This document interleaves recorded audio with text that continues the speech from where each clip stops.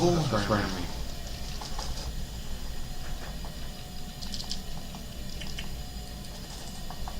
We all know Canada's economy is suffering right now. We've had an inflation crisis, high unemployment, declining GDP, capital investment fleeing Canada for other countries, massive federal deficits, and of course, the US tariff threat, which has exposed just how dependent we are on one single country for the vast majority of our exports. It's been a tough go lately.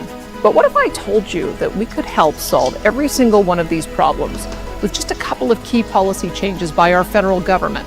What if there was a way to create hundreds of thousands of jobs, attract back hundreds of billions in investment capital, bolster GDP growth, diversify our trade markets, and flow new revenues to federal and provincial budgets, all without spending a single tax dollar? Does that sound too good to be true? Well, it isn't. And all that stands in the way is just some common sense and a bit of courage by our Prime Minister. You see, Canada has among the largest supply of valuable natural resources on Earth. On a per-person basis, our endowment of natural resources far exceeds China, Europe, Russia, and even the United States. And it's not particularly close. We have incredibly fertile lands and oceans, unmatched supplies of timber, uranium, and potash, and a treasure trove of critical minerals in every province and territory. And one more thing, we literally live on top of more than 1 trillion barrels of oil and more than 1 quadrillion cubic feet of natural gas. These oil and gas resources represent an astounding tens of trillions of dollars in potential wealth for our country. That means hundreds of thousands of new great-paying jobs, hundreds of billions in taxes and royalties for government services and infrastructure, and potentially trillions more in spin-off industries like AI data centers, petrochemicals, environmental technology, and a host of other industries that would benefit profoundly from the wealth generated from its development. Oil and gas is not only Canada's largest economic sector, it's Canada's trump card, so to speak. It makes us a potential economic superpower to rival any nation. And if we play our energy cards right, it would make us almost immune from the sometimes hostile policy decisions made by foreign governments anywhere in the world, because we have a wealth of oil and gas riches that no other democracy possesses. Not India, not Europe, not even the United States. There's no one good fix like my eyes.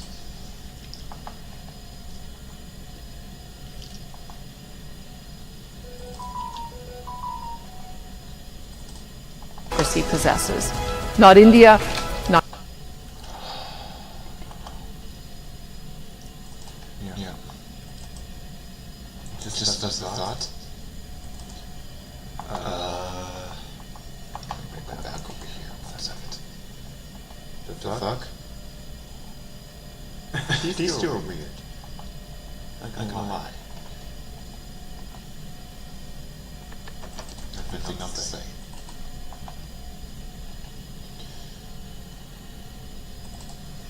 Back over here for a second. Not this one. Any nation. And if we play our energy cards right, it would make us almost immune from the sometimes hostile policy decisions made by foreign governments anywhere in the world, because we have a wealth of oil and gas riches that no other democracy possesses. Not India, not Europe, not even the United States. Not only that, we are better than any other country at producing that energy in an environmentally responsible manner. We have the complete package. A stable, friendly, and law-abiding democracy with one of the largest and most valuable supplies of energy resources on Earth, and almost every country in the world wants to buy more of what we have. All we have to do as a country is say yes. Pretty exciting, right? There's just been one problem. For the past 10 years, our federal government, led by Justin Trudeau, put in place a series of laws and regulations designed to target and phase out of existence Canada's largest economic sector, oil and gas. First, they made new pipelines virtually impossible to build through the passage of the unconstitutional C-69 No New Pipelines Bill, which added so much confusion, uncertainty, and red tape that Canada earned the reputation as one of the very worst places in the world to invest in resource projects. They didn't stop there, though. The federal Liberals then specifically targeted the world's most valuable single deposit of natural resources, the Alberta oil sands.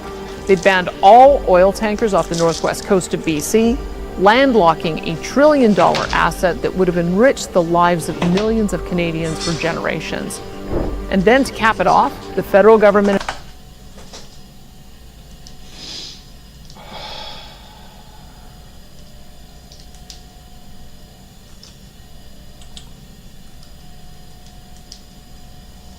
announced an impossible to achieve oil and gas emissions cap that makes new oil and gas production effectively impossible, which is why Albertans call it an oil and gas production cap. The funny thing about this particular emissions cap, it wasn't imposed on any other type of production, not on the production of cement or steel or aluminum or any other product mined or manufactured in Canada. No, the cap was placed on just one single sector, oil and gas. You can probably understand why Albertans are mighty unhappy about that. The Conference Board of Canada just released a report concluding that this cap will cost the Alberta economy roughly $1 trillion in lost GDP, 150,000 jobs, and $200 billion in provincial revenues by 2050. And the Canadian economy stands to lose even more. The results of these federal anti-energy laws have already been catastrophic to the Canadian economy and our investment reputation around the world. Northern Gateway Pipeline, cancelled. Energy East Pipeline, cancelled. New oil sands expansions, cancelled. Hundreds of billions in investment capital for new ports, pipelines, and projects, all gone to the United States, the Middle East, and anywhere else but here. It's so bad, in fact, that in order to complete the Trans Mountain Pipeline expansion to Vancouver, Ottawa had to step in and buy the project from a private company that lost billions trying to navigate through all this government red tape and ended up spending tens of billions of dollars more than initially budgeted due to cost overruns caused by their very own anti-energy legislation. We should all be glad it was finally built, but it should have been the private sector who built it. In any event, all of these laws combined constituted one of the greatest acts of national economic self-harm in our nation's history. No other nation would ever think to phase out its most valuable assets worth tens of trillions. Yeah, we need all this gas and oil, whatnot, and natural gas, including coal, I don't know. It'll save us a lot of money and towards funding to our economy and whatnot. Anyways, let's keep watching this. Of dollars and hundreds of thousands of jobs for its people. That would be utterly self-destructive. And yet that is exactly what Canada has done to itself. The results: high unemployment, massive federal and provincial budget deficits, hundreds of billions in investment capital fleeing the country, and a country under the economic thumb of a single export market.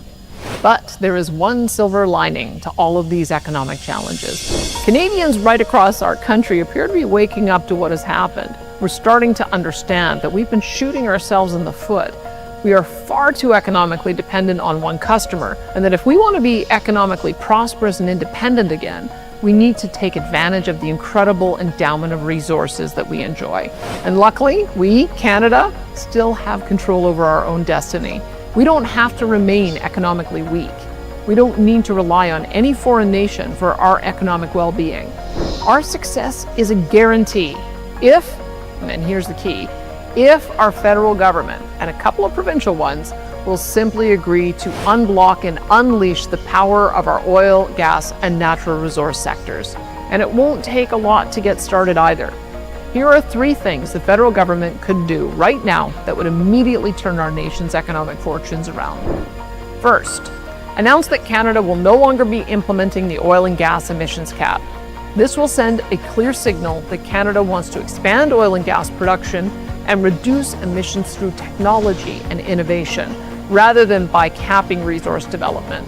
Second, announce that Canada will be repealing the oil tanker ban this fall. The federal government can then work with BC, Alberta, and Indigenous leaders to build a new resource corridor and bitumen pipeline to ports on the northwest BC coast to access new markets in Asia. And third, announce an overhaul to the C-69 No New Pipelines law. The federal government needs to commit to working with the provinces to change the law to ensure there is no federal interference with the approval of in-province resource projects, while significantly streamlining federal approvals for cross-border projects such as pipelines, power lines, and economic corridors. That's it.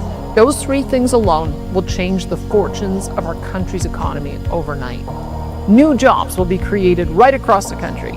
Unemployment will dramatically fall. New investment capital, much of it returning back to us from the United States, will begin to flow northward. New revenues will be generated to help balance government budgets and pay for needed public services like health, education, and roads. Opening new trade markets around the world that are hungry for Canadian energy will make the days of over-reliance on one export market a thing of the past. To put it more bluntly, Canada will be back, stronger and more independent than ever. A true economic powerhouse navigating this difficult world. But this wouldn't this, even economic powerhouse, would that put us in more of a military powerhouse?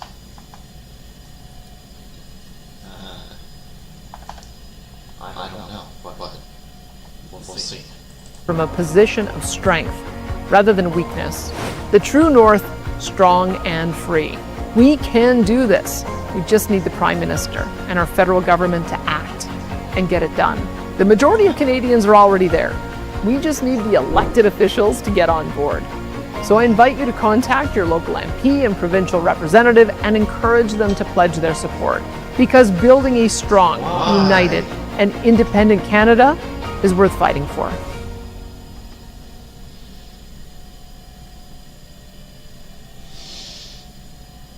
I caught my stepson spying on me in the shower at the same time that my husband used this trick to get hard. I discovered something crazy with a Boston doctor. I almost fired him until I let my stepson test it on me at dawn in the bedroom.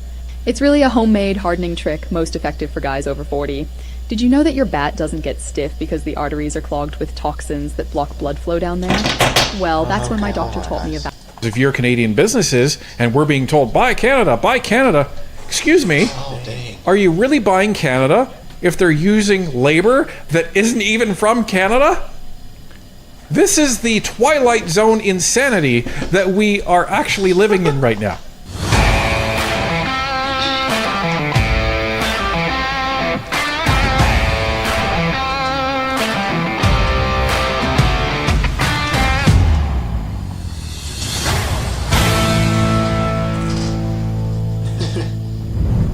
The gloves came off today as Conservatives demanded the Liberals scrap the temporary foreign worker program entirely, blaming it for record youth unemployment. Just a day earlier, Minister Patty Hajdu dodged questions on the jobless rate, insisting there's no single cause. Conservatives fired back, pointing to a surge in temporary foreign work approvals, even at household brands like Tim Hortons as proof Ottawa is shutting young Canadians out of work. Who's telling the truth? Let's take a look. My name is Michelle Rempel-Garner, and I'm the Member of Parliament for Calgary-Nose Hill and the Conservative immigration critic. I'm joined today by MP Garnet Jennis, the Conservative Shadow Minister for Employment, to help make an important announcement that will give some hope back to young Canadians. And boy, do they ever need some hope. Many young Canadians can't imagine buying a home or starting a family without a good-paying job. Yet they can't secure those jobs without experience, which they can't gain because they can't find an entry-level job. It wasn't always this way, though. Once upon a time, not long ago, if you were a young Canadian, you could earn... Because look, I mean, I don't like this guy. He's a pretty good guy, but I think he'd be best to be Prime Minister, our next Prime Minister, most likely.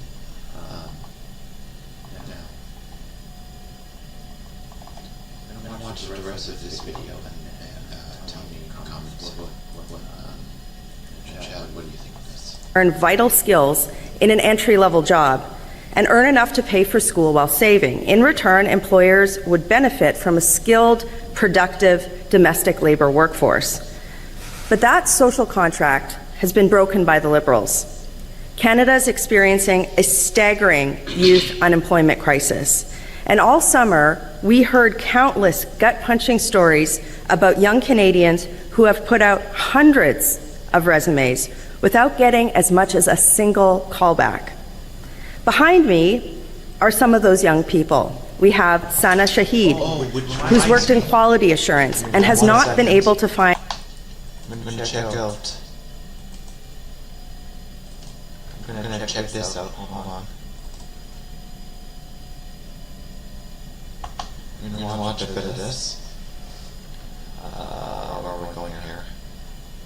All the way down here. Go assembly online. Watch this.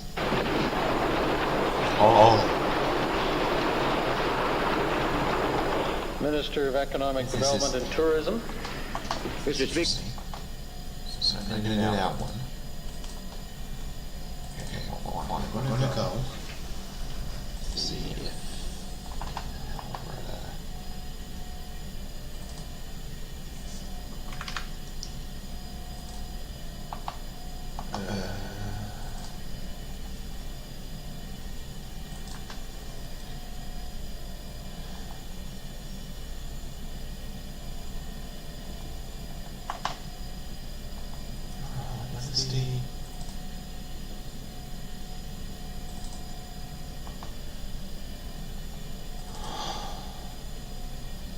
Actually, never mind. I'm gonna do because that's what it is. I'm thinking. Well, that's much better.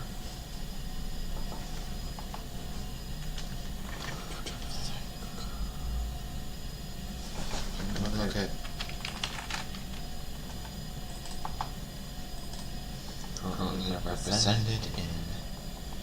Yeah, that's interesting. Alberta Party, Democratic, or NUP, that matter, and UCP. I don't know about this. I think.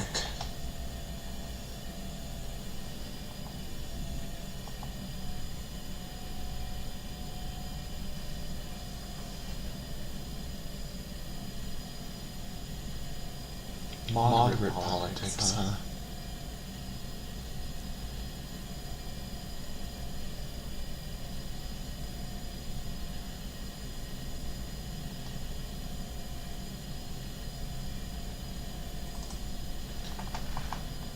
So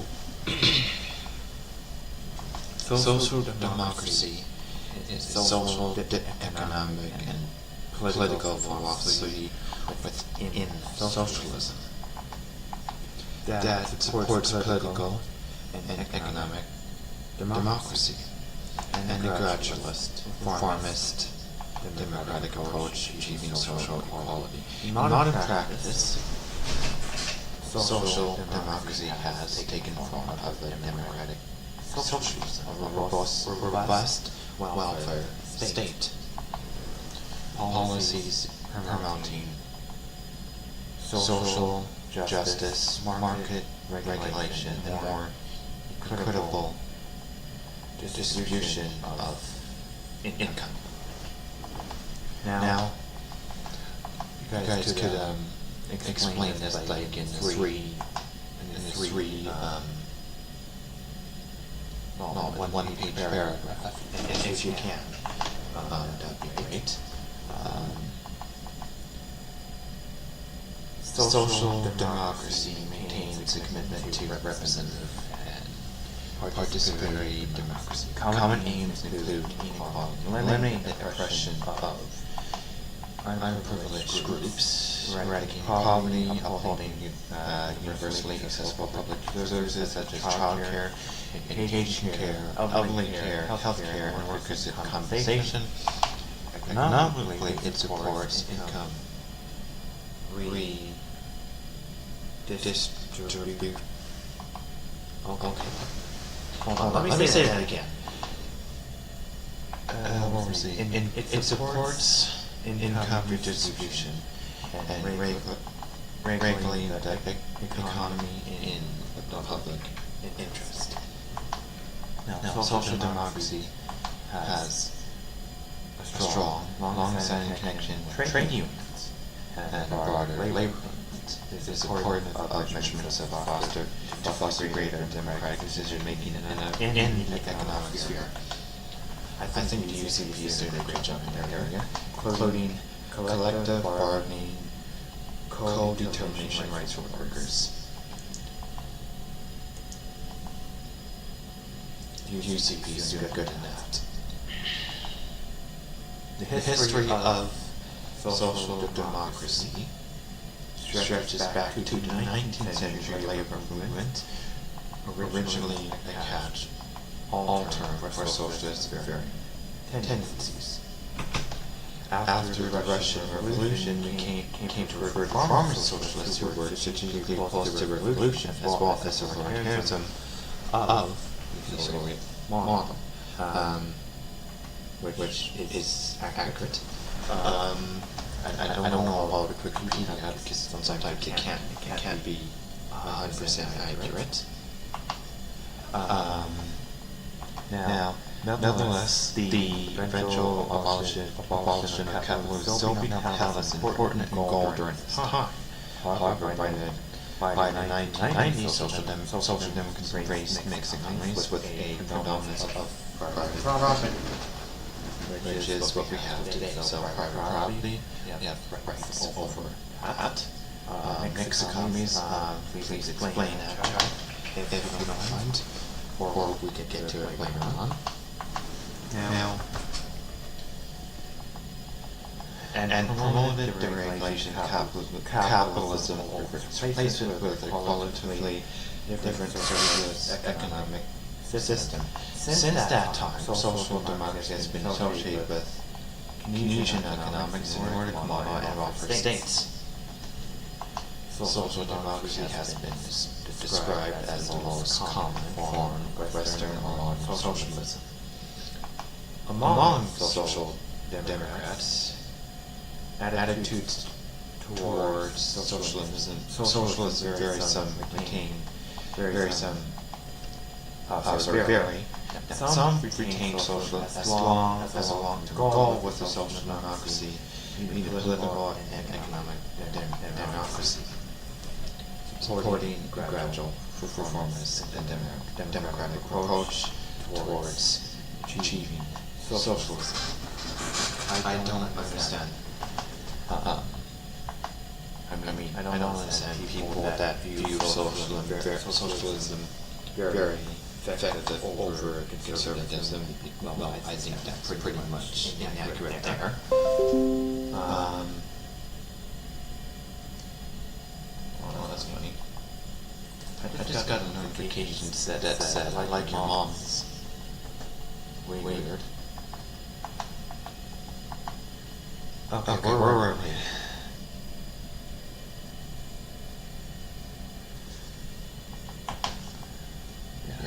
Others viewed as an ethical idea to guide reforms within capitalism. Now, I don't know, but take a look. 1 second. Do this. Just so you know, we'll end this at 3. No, we'll end this at 4. At 4 p.m. So those who are coming in, just know that the stream ends at 4 p.m. If anyone else needs some catching up, I'll gladly do that. Okay.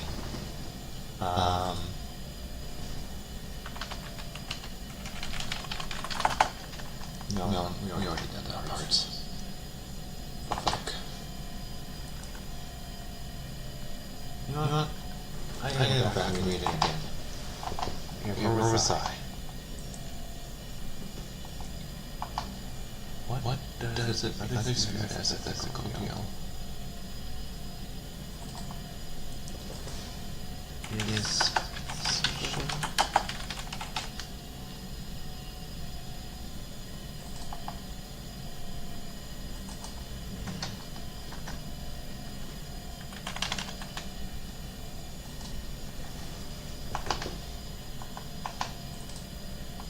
Other socialists criticize social democracy because it serves to devise a new means to strengthen the capitalist system, which reflects with the socialist goal of replacing capitalism as a socialist system.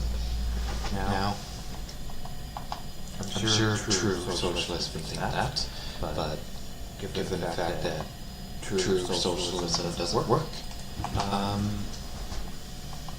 sometimes you need to make some compromises. Next, after we take a look at socialism as a whole, we're going to look on to conservatism and common sense and whatnot. At least what I hear from the UTP and the Conservative Party.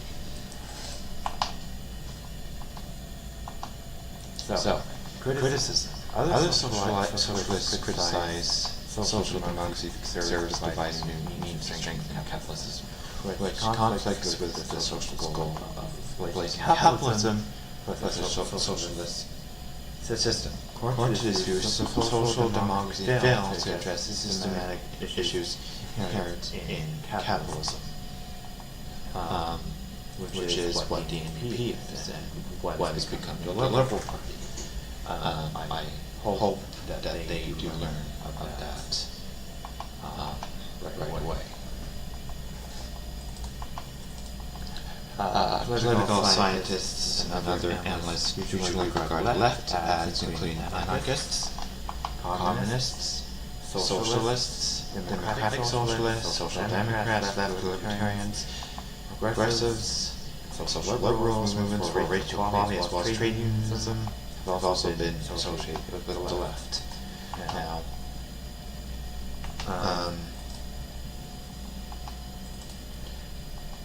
okay, so now in several countries, terms far left and radical left have been associated with many varieties of anarchism. Now, I do think that anarchism does kind of link to something like North Russian. No, that wasn't it.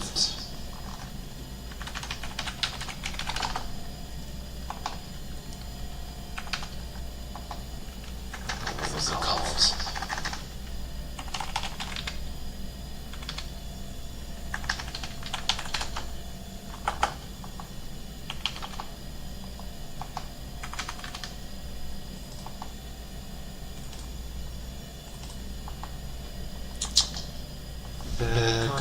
The Kronstadt Rebellion was a March 1921 insurrection by soldiers, sailors, and civilians at the Kronstadt naval base against the Bolshevik government, which was seen as having betrayed the revolutionary ideals. The rebels demanded free elections, civil liberties, and end to war communism. After a bloody 2-week assault across the frozen Gulf of Finland, the Red Army crushed the rebellion, resulting in thousands of casualties. Honestly, I think what was the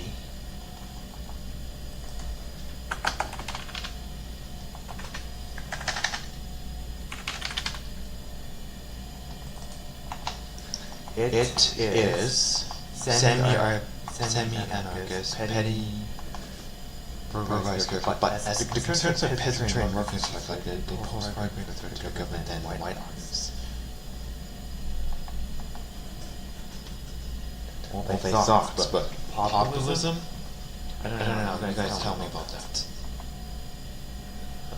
So, now we're moving on to back to here. That doesn't look right. Actually, so we've got a list of social democrats. We've got Anna DeGraves, Dan Andrews, Durkin, and the Australian or New Zealand Prime Minister or something like that. Mentees, Baldwin, is all of Baldwin.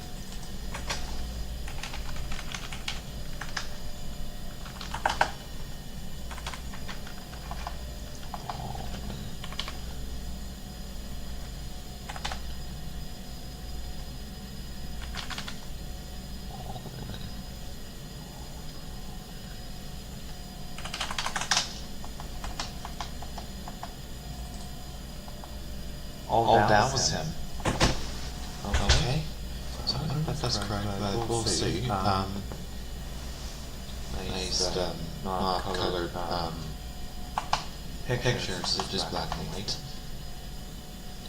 Typical 1920 style. Oops. Okay, fine. Now, back here. Where's I? Others view it as an ethical ideal to guide reforms within capitalism. One way modern social democracy can be distinguished from democratic socialism is that social democracy aims to strike balance by advocating for a mixed market economy, where capitalism is regulated to address inequality through social welfare programs. I think we need to figure out a new party here, because as far as social democracy is, I don't think the NPP is going to get very far with their ideology. We need to change up things. Where was I? And supports private ownership through, with strong emphasis on well-regulated. I can see shit here. I need my glasses. So pardon me if my head is like right up to the camera. On a well-regulated market. In contrast, democratic socialism places greater emphasis on abolishing private ownership in full economic democracy by means of cooperation, decentralized planning systems. Nevertheless, distinction remains blurred in clinical settings. Two terms are commonly used synonymously. The third way is an offshoot of social democracy, which aims to diffuse economic liberalism. It's not what the Liberal Party is. It's the social democratic economic policies and center left social policies. It is reconceptualized of social. It's a reconceptualization of a social democracy developed in the 1990s, and it's embraced by some social democratic parties. Some analysts have characterized the third way as part of the neoliberal movement. You gotta be kidding me, that's some bullshit. Now, with Alberta's new Democratic Party's NDP won the 2015 Alberta general election, ended uninterrupted period the Progressive Conservative Association of Alberta had won provincial elections since 1971. Under Premiers Peter Lougheed, Don Getty, Ralph Klein, Ed Stelmach, or something like that, Alison Redford, Dave Hancock, and Jim Prentice. No other government has served for that long at the provincial or federal level in history. The Wildrose Party had formed in 2008 as a provincial political party in Alberta with the merger of the Alberta Alliance Party. The unregistered Wildrose Party Alberta, its members largely consisted of dissatisfied former Progressive Conservative supporters. 3 of the first 5 Wildrose MLAs were defectives originally elected as Progressive Conservatives. Dan Smith, who served as leader of the Wildrose Party from October 2009 until December 2014, made an unsuccessful attempt to merge the Wildrose and the PC Party, resigning from the Wildrose Party across the board to join the governing Progressive Conservative Association of Alberta caucus under then Premier Jim Prentice, along with 8 other Wildrose MLAs. The remaining Wildrose Party refused to consider pressed by Smith to dissolve the party. Then Wildrose President David Yeager said at the time, "It's not merging, it is capitulation." Really? Well, then you'll see what happens when you do merge, when the NDP won in 2015. An Edmonton Sun article blamed the mass Wildrose defections were lost in the wake of the historic loss. Uniting the Walros and PC parties became a major issue. Guys, I think, I don't know about that, but we'll see. In July 2016, federal MP and Foreign Minister Jason Kenney announced that he would seek PC leadership on a platform of seeking merger with Walros. Kenney was elected PC leader on March 18, 2017. Negotiations between Walros leader Brian Cheney and Kenney were successful. A merger agreement was released on May 18, 2017, the day of. The result of July 22, 2017, internal votes on the merger agreement held by both parties, which supported a merger with 95% of Walros and PC members voting in favor. Joint meeting of the PC and Walros caucuses was held on July 24, 2017 to elect Nathan Cooper, Walros and Emily Roll, District 3 as interim leader, hence leader of the opposition over South Pond.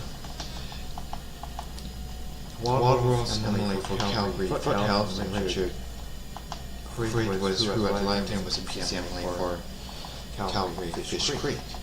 As all members of both caucuses approached the Speaker of the Legislative Assembly of Alberta and asked, something's supposed to happen, and asked to be recognized as United Conservative Caucus.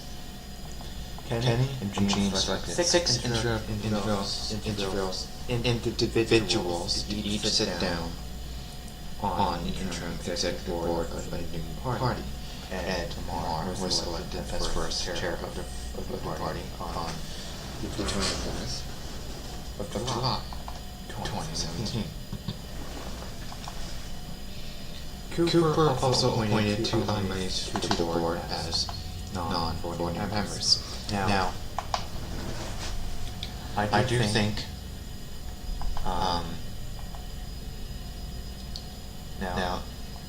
this is what if. And this is, I'm not 100% on this, but I'm pretty sure, okay, hold on.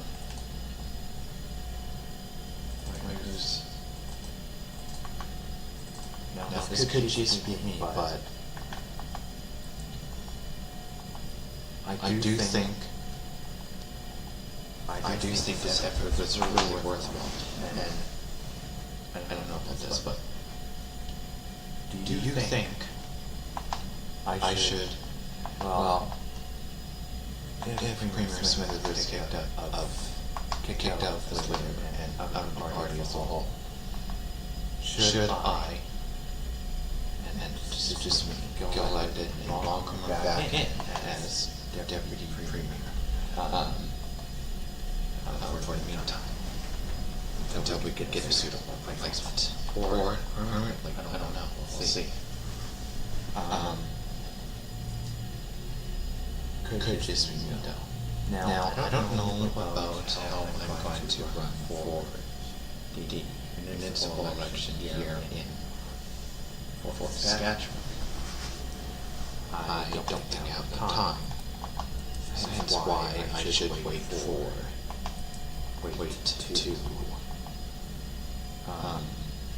I don't know how to say this, but how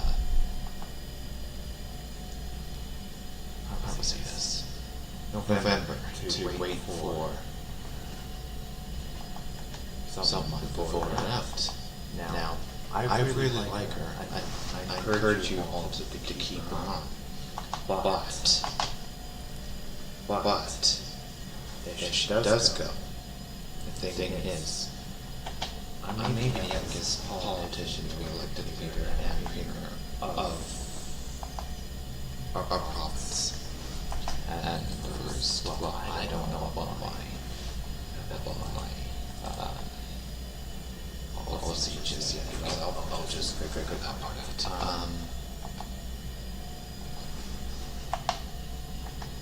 Let's see.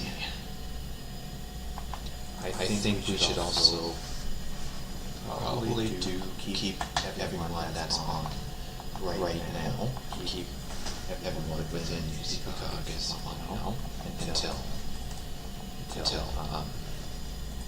figure out a way forward.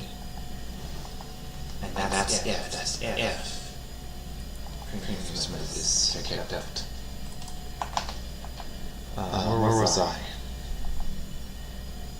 Although it was generally understood that PCMR was merged to form UCB, Alberta electoral law at the time did not permit parties to formally merge or transfer assets between each other. Thus, the PCM laws continued to exist. While the UCB was distinctly recognized as a new party as a result, on July 24, 2017, they in UCB formally came into existence. Cooper and UCB's interim leadership team formally assumed the leaderships of both the PCM parties. As well. Also on the date, all members in good standing PCs and more voice became members of the UCB, with all but a few members withdrawing their memberships in emerging parties.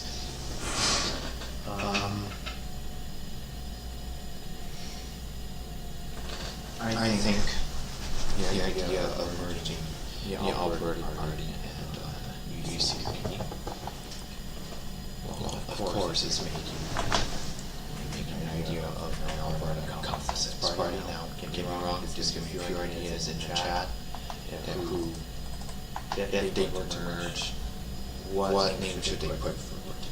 And that's it. Now, where was I? Actually, you know what? We're going to continue this later. So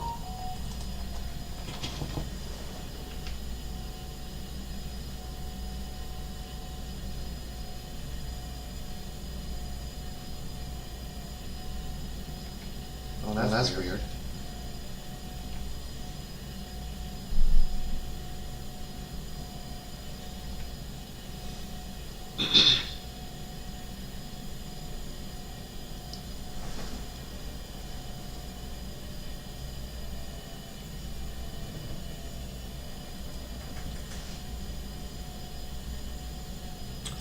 I don't know. We'll see. We're going to first look at this guy. Mr. Poilievre, literally as we are speaking right now, just a little bit north of this hotel in Vaughan, a funeral is taking place for Abdul Aleem Faruqi. As you know, this is the 46-year-old father who paid the ultimate price in defending his family against home invaders. And One second. Right back. Don't do anything stupid.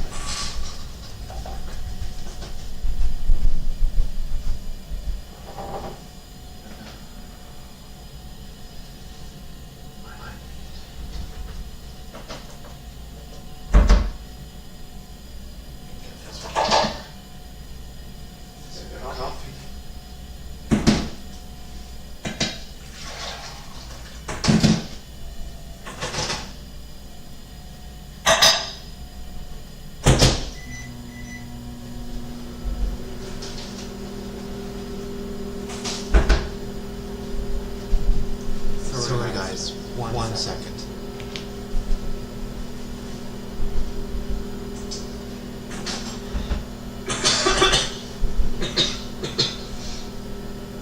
We're gonna... yet yesterday, York Regional Police Chief Jim McSween, he held a news conference and he said a couple of things. One is that he wants citizens to comply during a home invasion and wait for police to arrive. He also said, quote, not to take matters into their own hands, end quote. It almost seems as though Chief McSween wants law-abiding citizens to be compliant victims. And of course, last week, in response to your comments about strengthening self-defense laws, the Justice Minister, Sean Fraser, stated on X, quote, this isn't the Wild West, it's Canada. Canadians deserve real solutions that make us safe, not slogans that inspire fear and chaos for Pierre's political survival, end quote. My question, Mr. Poilievre, is What is your response to the comments made by Chief McSween and Justice Minister Fraser? Well, let's start with Sean Fraser's comments.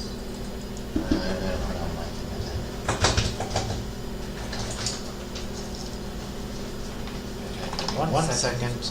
Quick about this, but. Okay. He says it's not the Wild West out there. Yeah. Oh, really? Maybe he should talk to Mr. Faruqi's family, this courageous and heroic man who came to the defense of his children who will be traumatized for the rest of their life by watching their father mercilessly killed by a criminal who should be in the slammer. And I hope that those children will, as much as they're... I mean, the father being killed? Kids watching that? What is the government doing to prevent something as sick as that? Absolutely nothing. Their lives are going to be much more difficult. I hope that as... But if that's the case, then hand over those responsibilities to your provinces. If you're failing to do that, then do it that way. And just say, fuck it. We're letting your provinces handle it, and that's it. they get older, they understand the true hero that their father was. I'm sure he didn't want to be defending his family. He wanted to be sleeping in bed like the rest of us, but he did it because of the instinct of a father to stand and fight and defend his home and his family from an invader. He shouldn't have had to, but liberal laws turned criminals free on our streets again and again and again. I mean, just a lot of parts too. That should be from itself, and it's not. Hang on, give me 1 second, I'll be right back.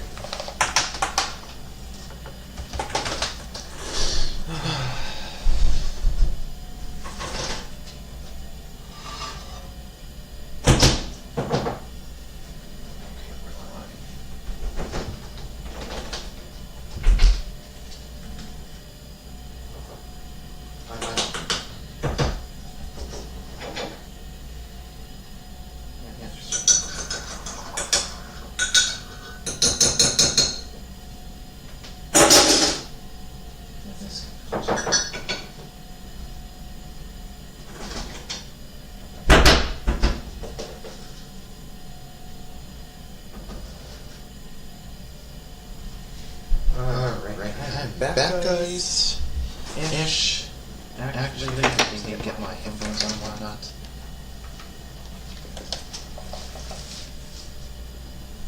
This on too. Just a second. Look. Alright.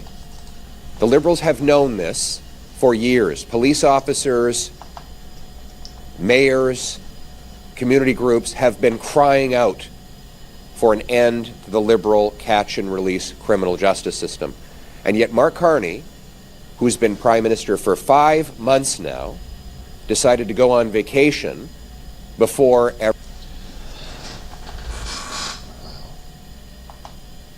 could have something. We could have a Trudeau 2.0, even worse. We got what we weren't asking for. We were asking for this guy here to fix our streets, repeal our catch and release bail system, stop it from actually happening.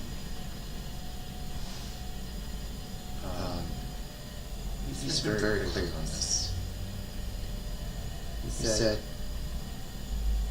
basically what I'm going to say, basically what he said, or in a way, that the catch and release system, or whatever it's called, shouldn't be there in the first place. Second, I think people should be able to have a roof over their heads. Something they can just have a family in a house in that matter. But the costs are high. And the government right now is not doing anything about it, well, at least federally. Provincially, I think they're doing a pretty good job just having some relief there. Now, I do think if you want to explain about the Sovereignty Act within United Canada,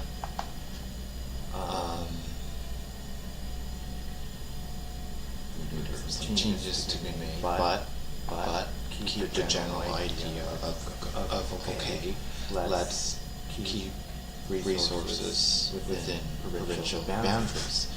And if the feds are going to go, okay, let's go in and take those from them, take that right from them. You have the provinces have the right to wave that paper around, wave the law, wave the Sovereignty Act around, and say, okay, I'm going to stop you right there. Now, as for Sean Fraser, this Sean Fraser dude, not him, obviously, he's Pierre Poilievre. I don't like him already. I mean, he could be better, but he doesn't want to be, and I don't think he has any effort to do so. His policies are pretty down and pretty ineffective and push back against freedoms and rights. I don't see how Sean Fraser should have been let back in. And then Marco Mendicino, didn't he resign as chief of staff or something like that? Reversing those laws, and made an even bigger mistake in appointing Sean Fraser as his justice minister, a man who first ruined the immigration system as the immigration minister under Trudeau, and then ruined the housing market as a housing minister. And to give him a third chance to screw something up, Carney has put Sean Fraser in charge of this. It's no wonder crime is raging out of control. My message is that we want to... Honestly, I think this is more like a communist dictatorship or something like that, where you don't have complete control over your own property and the rights of your free choice and whatnot. Now, I'm not saying free choice in terms of abortion, because abortion should have never been there unless medically necessary. Anyways, let's move on. End the Wild West. Lock up the criminals and throw away the key. 3 strikes, you're out. You 3 violent offenses, you go to jail and you never get out. And I'll add this. People have a right to defend their home. Your home is your... Yeah, they do indeed. But look at the man in Ontario. He defended himself, his house, and the people living with him, and killed the intruder. You should be congratulated for that, as everyone else would do who defended their own home, their own property, their people, living within their circle of norms and whatnot. And will still be charged for what they've done. I mean, as far as I know,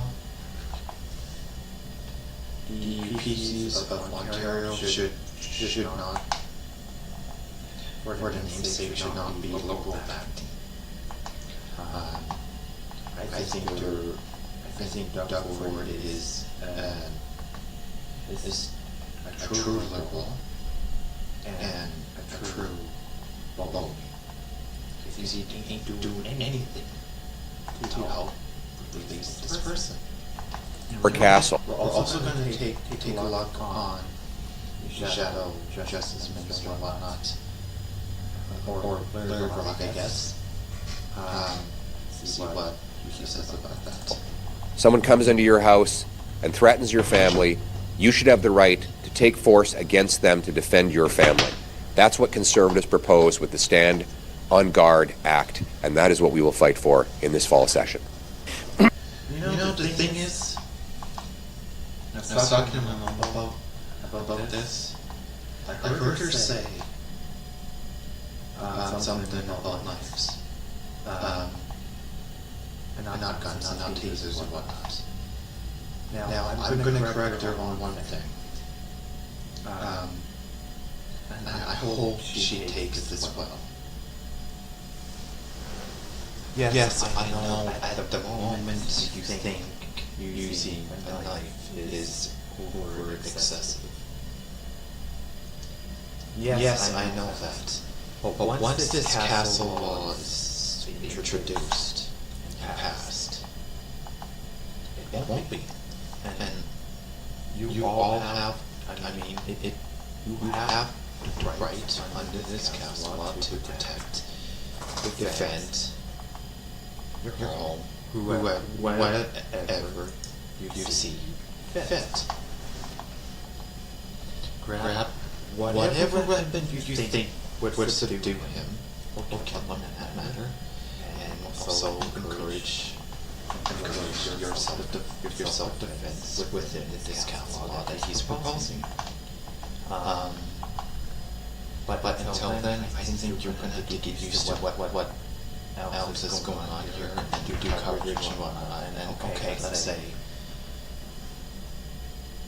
this law that we have, this right to self-defense is somewhat flawed in terms of weapons such as knives, bats, other weapons. You could use a plastic container and to be excessive force in the Liberals' eye because of that. But once this castle law comes into play, I think you have every right to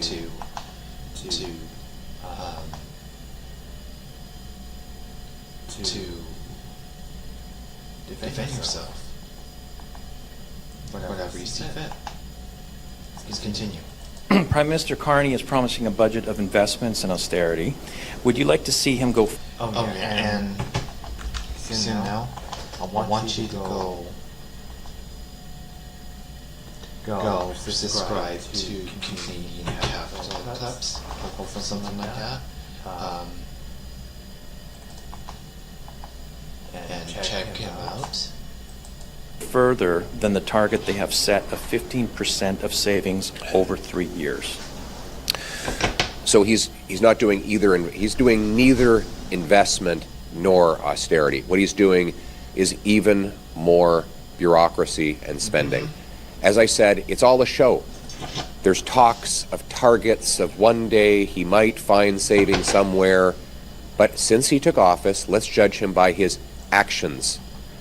He brought in a spending bill in the spring that ballooned the government by 8%, that expanded the bureaucracy by 6%, that expanded spending on consultants by 37%, that boosted foreign aid, handouts to corporations, and more giveaways to phony refugee claims. Mark Carney is even more expensive than Justin Trudeau, something we would have thought unimaginable. So forget what Mark Carney says, forget what letters he sends to other politicians, forget what comments he makes in press conferences, focus on what he's actually done, which is to make the government more expensive and our deficit twice as big. Conservatives believe in truly slashing the bureaucracy, the consultants, the foreign aid, the handouts to big corporations and phony refugees. Let's bring down the cost of government so we can bring down taxes and increase take-home pay for our people. Okay, as a follow-up, if you were Prime Minister, how would you approach this spending review? Would you approach including job cuts and not just attrition? We have too many, after a decade of lavish Liberal spending, we have too big a bureaucracy. We need fewer bureaucrats. A decade after I don't know how to say it. What did they say? Lavish Liberal spending? Wow. And that means reversing these massive spending increases that Mr. Carney has brought in. Then we need to bring in a hard cap on spending where we find $1 of savings for every new dollar of spending. So the government can't just pass the cost on in higher taxes inflation, and debt. So the answer to your question is yes, we need less bureaucracy and more results. Okay, next. We. Excuse me, but. Come on. Right. I'm sorry. Wait, isn't that? If you are sleeping in a position like this, you are wrecking your body and your breathing.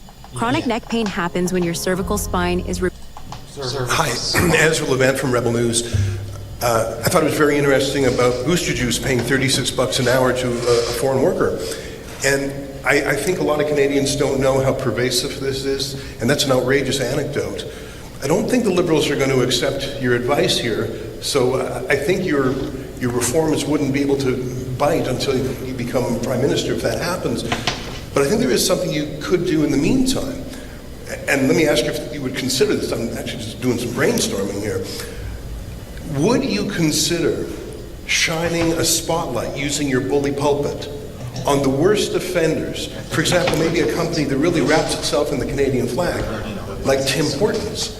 Would you consider having an event outside of Tim Hortons? Would you consider writing to the board of directors? Oh, hell yeah. I mean, if I was in this position, I would do the same thing. So, yeah. RBI and the Brazilian hedge fund. And I guess what I'm saying... Guys, remind me what the Brazilian hedge fund is in the chat. Saying is, there's no downside to these companies hiring foreign workers.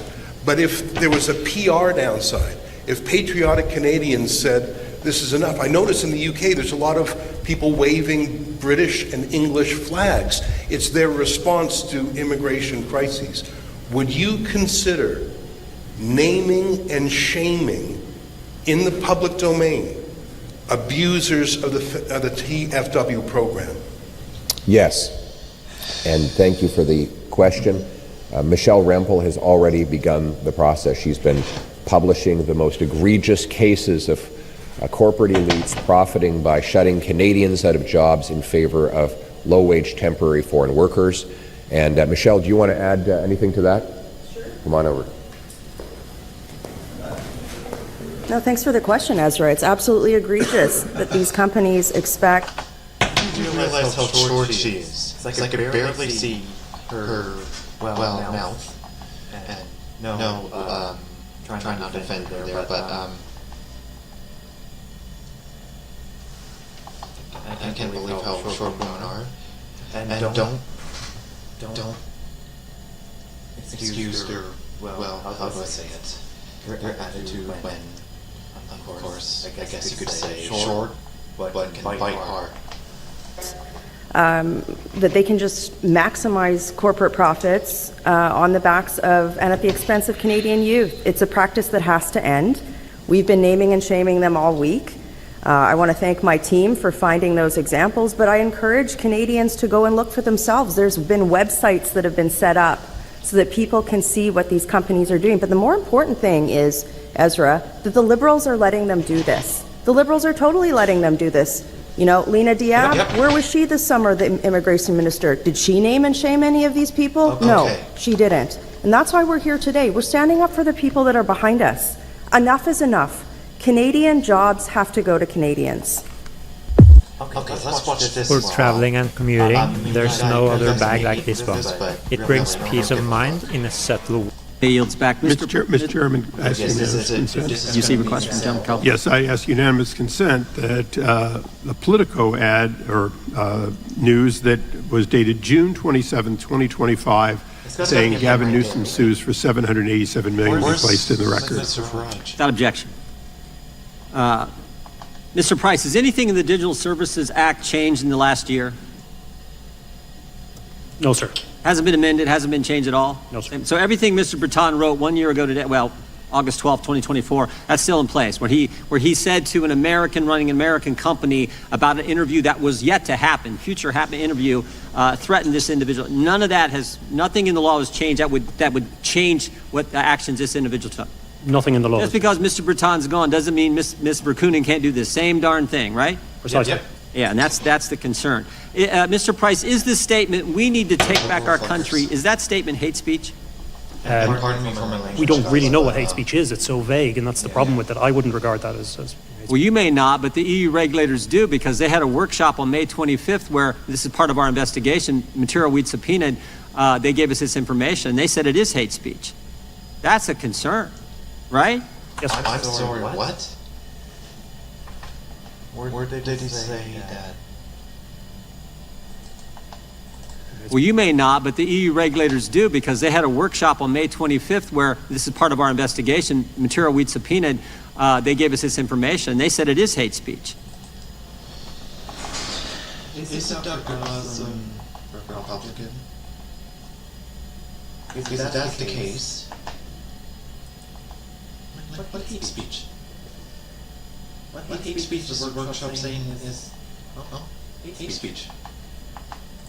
That's a concern, right? Yes, sir. And it could be made by an American and be termed hate speech, and there could be some ramifications for Americans' First Amendment liberties. Is that accurate? Yes, sir. Okay, Mr. Price, what's a trusted flagger? A trusted flagger is an NGO or a private organization that's recognized under the DSA, and if they identify or a complaint has been made... Wait. Recognized by who? Oh, the terms of the DSA. Oh, and the national regulators and the commission as well. Okay, and they do what? So they're recognized by the government. They're approved by the government. Yes, all right? And what do they do? If they identify content that they... Okay. If they're really private military, or private organizations or companies, they should stay that way. Shouldn't they make decisions on their own? The only thing they'll be privy to is anyway. Or something like that, I don't know. Anyway, you guys correct me on a lot of things, so just hear me out. Try to correct things. regard as illegal content, the companies have to give priority to removing that content. Oh, so people that the government approves tell companies what they can allow on their platform and what they can't, right? That's correct, sir. And the same people who approved these folks are the same people who conducted the workshop and said, we need to take back our country as hate speech. Is that fair to say? That's correct, sir. Yeah, and that's the concern. And what happes... Okay, I don't know what does this take back our country's hate speech? Why? Non-Sam, please, people, several viewers apparently. Please, people, correct me on that, or something. This was, I think, 2 days. No. This was yesterday. If these trusted flaggers approved by the government, the same government that says we need to take back our country as hate speech. By the way, I think that statement is made probably more by Democrats right now than Republicans. I think the head of the Democratic National Committee made that statement like 3 months ago at a big Democrat rally or something they were having. So the same people say that's hate speech, approve the trusted flaggers, who then tell the platforms what they can't have on their platform. It was typical Democrats. And if they don't agree... You know, Democrats didn't used to do that. They didn't used to act like that. They used to go, okay. You know, during Clinton, right? At least he had the balls to go up in the state and say, we need to tackle our illegal immigration thing. Illegal aliens and whatnot. If that's what he said. And then he did something $1 billion package to fund more units to go control the border. I don't think anything, but correct me. Agree with what the trusted flaggers say, there's civil penalties. Is that right?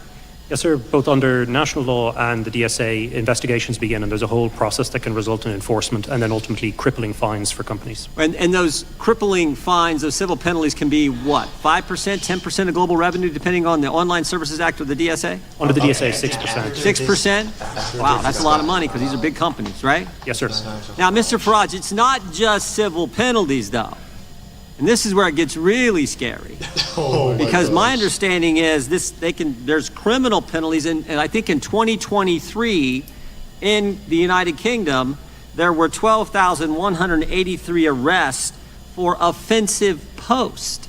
12,000 people arrested for things they posted online that some trusted flagger approved by the government, the same government that says what's being said at the Democrat National Committee, we need to take back our country, is hate speech.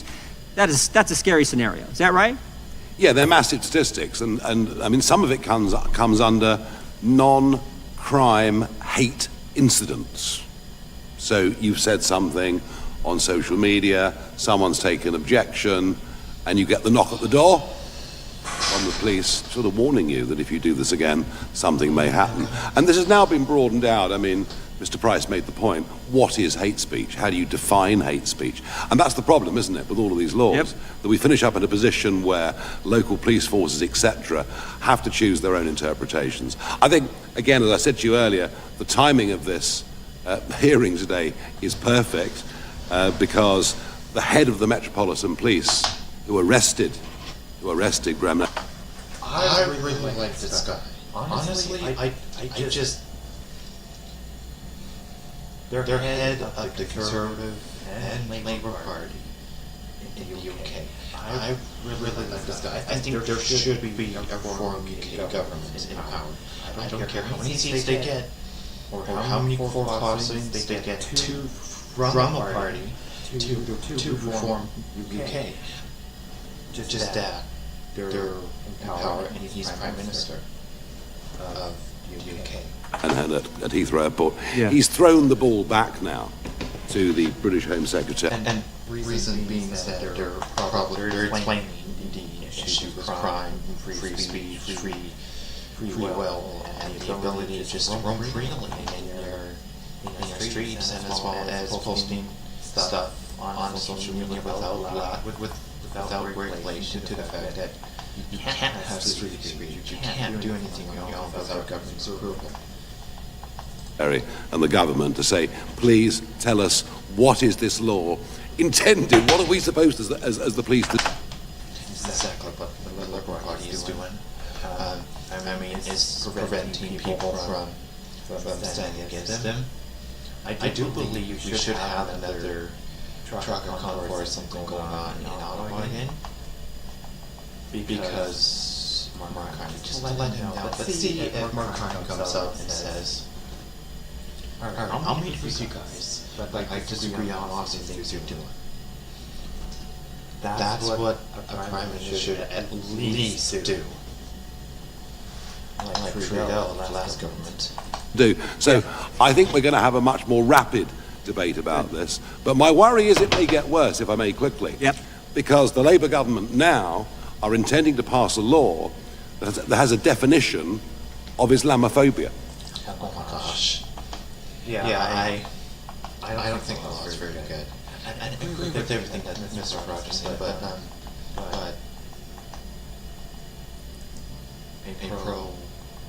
what did he say actually? Pleased to do. So I think we're going to have a much more rapid debate about this. But my worry is it may get worse, if I may quickly.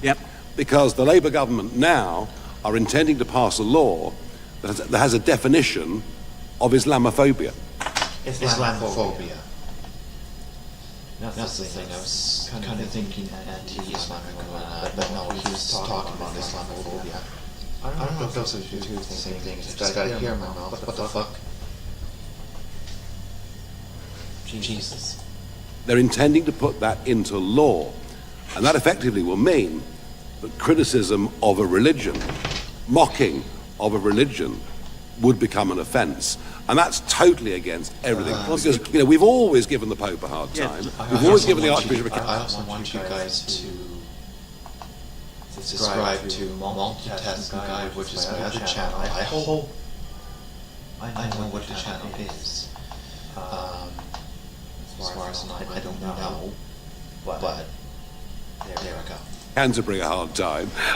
So we're finishing up kind of with two-tier law and two-tier justice. Well, speaking, and that's very one other question I'd like to get from maybe you and Mr. Price, if I could. Speaking of religion, tell me what performative prayer is. This is something we've seen and we've discovered in our investigative work. Maybe we'll start with Mr. Price and then go to Mr. Farage. Yes, sir. We have a client at the moment who's been prosecuted or was arrested in Bristol for a Christian pastor preaching about the differences between Christianity and Islam. He was then assaulted by a group of people identifying as Islamic people. The police arrived and they arrested him, not the people who assaulted him. This is the state of play in the United Kingdom in terms of free speech. And unfortunately, across Europe, I mean, I have a whole file of cases here where people have been arrested for criticisms of Islam where they've been prosecuted. So things are getting pretty bad. Yeah, that extends to abortion clinics, doesn't it? And the abortion debate in Britain and Europe is different to the abortion debate in America. It's in a different place. But we have seen people warned or arrested if they've been seen to be praying outside abortion clinics, even if they're doing it silently. Hence, it's performative in the sense they're doing that. And you know, I'm afraid we now have to be a certain distance away from one of these clinics.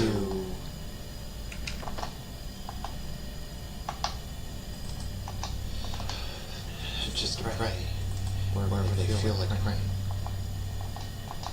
Just understand all this shit.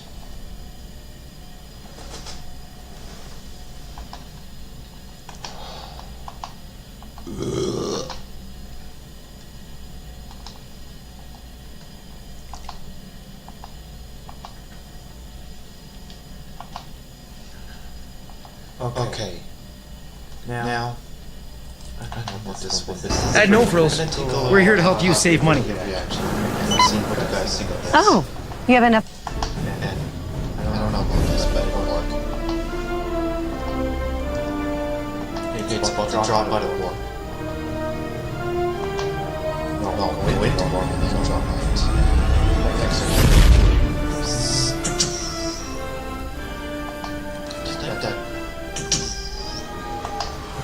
Oh, look at those engines roll loud, but pretty beautiful.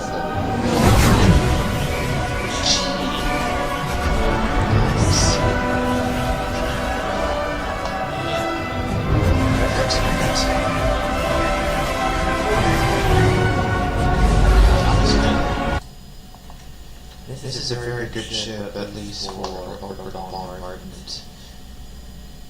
But from what I've seen in Star Trek 2000 movies and to Beyond, Star Trek 2, which is Star Trek Darkness, Star Trek Beyond, the shields are useless. It's probably watching this.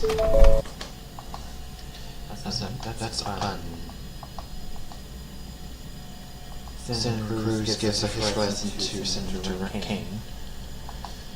Yeah, that's expected. What's this?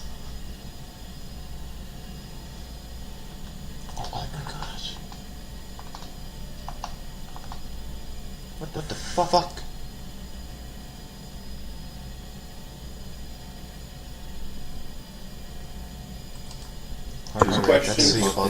Premier, whenever you're ready. Good morning and thank you. Yeah, and just so you know, this isn't my opinion, but I'd like to cover everywhere over the country and see what we can cover perhaps. Even the UK if I have some time. Thank you everyone for taking some time to be here today ahead of an upcoming and I think important trade mission to China, where we'll be advocating on behalf of not only the Saskatchewan agriculture industry, but specifically the Saskatchewan and Canadian canola industry, the pork industry, the pulse crops, as well as the Canadian seafood industry on the broader relationship between Canada and China and the opportunities that may lie ahead for that relationship to actually expand as opposed to contracting. I'm joined today by my colleague, the Minister of Trade and Export Development, Warren Keating. He will be leading a parallel trade mission to South Korea, while I will be in China, and then we will meet up in Japan for the last number of days of this mission. As we know, harvest is underway in our province of Saskatchewan and more broadly across North America right now, and we have heard and we have listened specifically to Saskatchewan producers as well as those businesses that are involved in exporting Saskatchewan agri-food. food and ingredients around the world, including we had a summit right here in Saskatoon just a couple of weeks ago. And what we heard is these Chinese tariffs, whether it be on seed, whether it be on canola oil, meal, as well as peas, pork, and more broadly on Canadian seafood, they need to be addressed, and they need to be addressed not only by the province of Saskatchewan, but by the nation of Canada. And so we've been working very closely alongside the last number of weeks, and I would say months and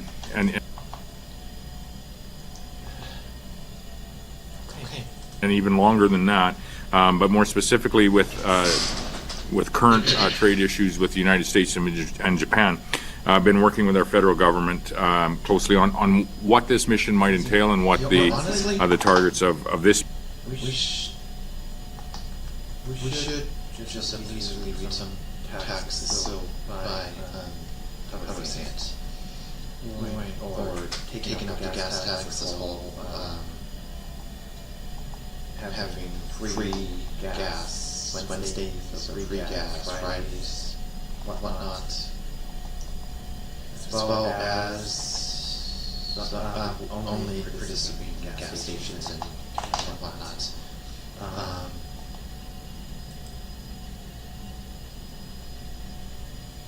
As a province by province, I think we should have free gas Friday or Wednesday, something like that. That only the province can decide on. Mission are and what our more broad targets are as we move through the next number of weeks.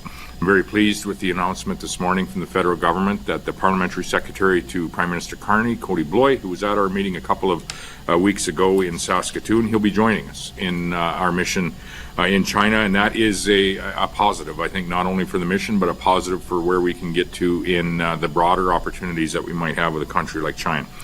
So thank you to Prime Minister Carney for prioritizing this mission and ensuring that we are working together so that Cody Bloy, his Parliamentary Secretary, can join us. I was also pleased to see the Prime Minister Carney and the federal government and the Premier of China reactivate the Joint Economic and Trade Commission, or JETS. Speaking of which, I do want to point out that Mr. Cyril has, well, I tried to contact him multiple times to, of course, see into more what an audit most likely. They should do an audit into Samson. I do not care what Samson has to say about this to me or to provincial governments. But I will ask and urge the provincial government to do an audit into Samson, an investigation into why, well, in my case, why my rights in the group home violated under Samson's care. Now, it doesn't matter where the group home they put me in. It mattered how well it was dealt with, and somehow the group home is responsible or not. I do think they should investigate a lot into which rights are being violated, which choice they have been, and why they were taken in the first place anyway. That's what you should do. Which had sat dormant for a number. And well, I did talk about earlier if Premier Smith was to be kicked out, and I was to run for leadership. I'd fire so certain if that was the case, or replace him with someone that would be willing to do the job without any trouble. Number of years, and that was re-energized and reactivated here just this past month. And this, again, I would say is a positive step in the broader opportunities that may lie ahead for our two countries. We've said from the beginning that it isn't going to be myself, the Premier of Saskatchewan, and the President of China that are going to stand up at the end of this mission and say, here we have signed a trade deal. It needs to be the Prime Minister of Canada, and what we are making every effort to do is to bring the opportunity for that conversation of a closer trading relationship between Canada, specifically Saskatchewan agriculture and China, to pull that meeting forward and to bring those conversations forward. Our mission in China will focus on both meetings with Chinese government officials as well as industry stakeholders who are directly impacted by the tariffs as they come into place. Following our time to China, I'll meet up with Minister Kading in Japan. Japan, as we know, is increasingly an important market for a number of Saskatchewan goods, not just agri-food goods or ingredients, but a number of Saskatchewan goods, but also canola. As global trade patterns are shifting, and we're seeing that virtually on a daily basis, there are new opportunities for our products in Saskatchewan to gain market. Guys, I'm just wondering, what's the line of succession if the federal government were taken out as a whole in times of war? Who would be next in command? Just wondering. And even the opposition parties were taken out as well. Who would be next in command? I'm just saying. Probably Premier would be replaced. The response would be replaced with our province. Make them the federal government? I don't know. Just let me know. Market share in many markets around the world, and as we know today, Saskatchewan products are shipped to over 160 countries around the world, and we're seeing some shift in the flow patterns of those products, of which Minister Kading and some of the questions may speak to more specifically. Minister Kading, as I said, will be joining up with us in Japan on the second part of this mission. The first part of the mission, Minister Kading will be spending time in South Korea, looking at the opportunities and the expanding market opportunities that Saskatchewan goods have in that country. We have close ties with South Korea when it comes to agri-food products, to energy and industry stakeholders, as well as conversations around how technology is making all of our products more efficient, whether they be produced in North America or whether they be in our more global relations. Saskatchewan always has had and continues to have the food, fuel, and fertilizer that the world needs, and I think that's even more relevant and evident today than it has ever been. We Isn't that the same thing Alberta's saying? produce some of the most sustainably produced goods. Because even that one video I showed of Premier Smith talking about fertilizer, tariffs, economic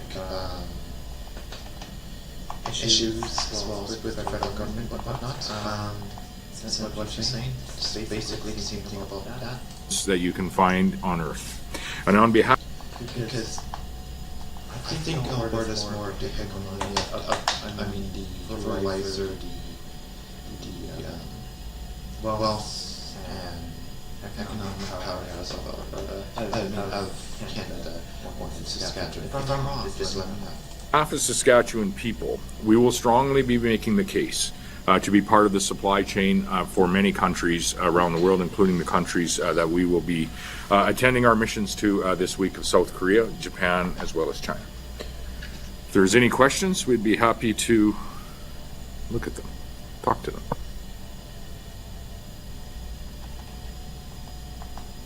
Or is it just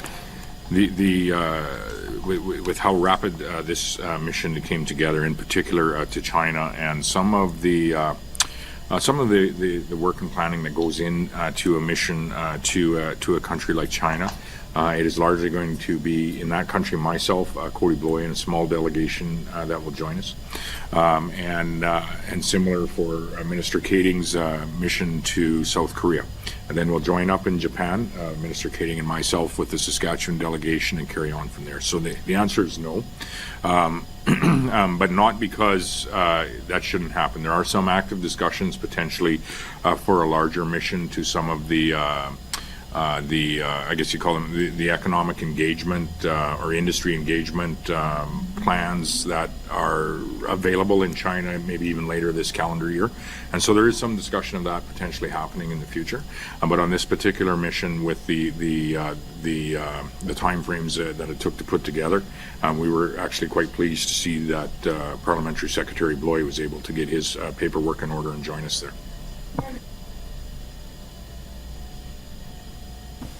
Well, I think the fact that we're going is a positive.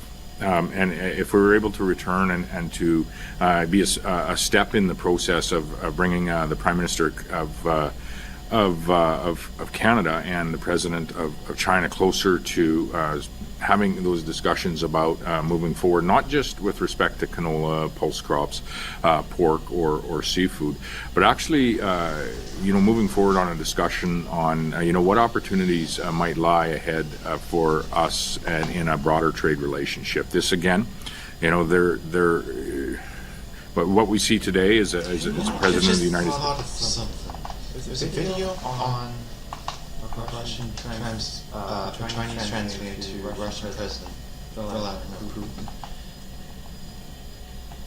I forget what is it back to Xi Jinping. It's something about Rome, something, I don't know. It was weird, the thing that they said back. States of America that is kind of cheesy as well, so. Is resetting trade relations with many countries at once. There's direct and indirect consequences to that for a country like Canada. However, we need to take care of our province and of our nation as national and subnational leaders. And I would say that with the size of the economy in China, India, and other countries, the size of the population in places like China and India, as we look to diversify some Canadian exports away from the U.S., and I mean additional production, as existing supply chains are very difficult to change or to diversify to other markets. But as we produce more in our province and in our nation, we absolutely need to be engaging with countries like China, with countries like India, the European Union, as well as Japan, South Korea, and many others. So a success is for us to continue taking steps in that broader trade, the broader trade opportunities that we might have with a country like China, as well as Japan and South Korea. Yeah, sorry. China really has no rush urgent need to, as the crisis goes on. They're just going to wait until prices are at rock bottom and go high, right? So I guess what is your confidence that they will change their mind? What reason do they have to change their mind? Yeah, well, I'm not as confident as you might be in understanding what is or what isn't driving the decisions that the Chinese government might make. I would say this. This is not Saskatchewan's first experience with tariff-related, whether it be actual tariff or non-tariff barriers going into China and India, for that matter. So we've dealt with this before, and in each country, the approach that we take is somewhat different. It's different with China than it might be with India, than it might be with the European Union or the United States of America. And our goal is to actually bring that conversation forward of what a positive trading relationship can actually do for the Chinese economy and opportunities in China being part of their food and maybe even their fuel supply chain. As you know, years ago we signed a nuclear cooperation agreement with China, which never really delivered any amount of product on. The opportunity that I think we have as Canadians really does wrap itself around the effort and the intent that Canada has in diversifying some of their export value away from the United States of America. That has to be additional production, of which we're seeing steps in that space with Bill C-5. The priority of projects is going to lead to additional production. And we, I think, are actively looking alongside the federal government with how do we expand, some of that export value and land some of that export value not only in the European Union but in places like South Korea and Japan. India is a big market, but also China. And the reason we sell the amount of canola, for example, oil, meal, and seed into China is, one, is it's a growing market, and two, it's a premium market for us. And it has helped us diversify a significant amount of exports away from North American destinations, and has helped our ag industry diversify to a large degree, not without challenges from every 3 or 4 years, and we're certainly in one of those now. So we, working alongside the federal government, first with this mission, which we hope will be a step to a broader trading relationship with the country of China. Yesterday, Pierre Poilievre said that the federal government should scrap the temporary foreign workers program. What do you think about that?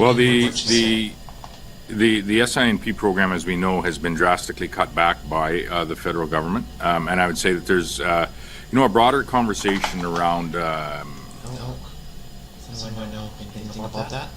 immigration The program he's talking about? metrics in this country, and we would always and have always encouraged immigration numbers to be focused on economic migration. It's good not only for the broader Canadian economy, it's good for communities, bringing in the needed qualifications and certifications, people with the skills to, in our case, to continue building communities and opportunities in our province.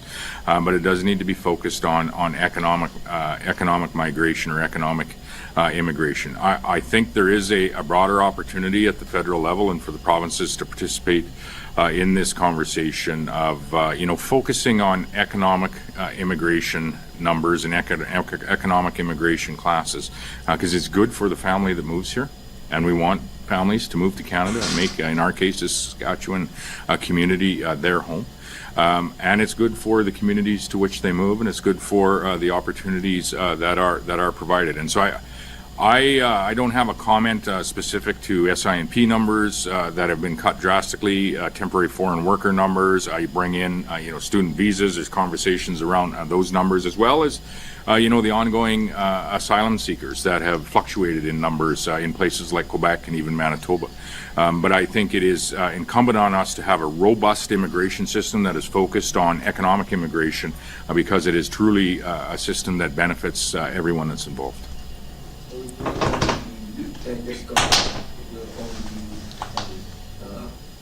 KV who will lead the delegation? There are no other members of the government who will be.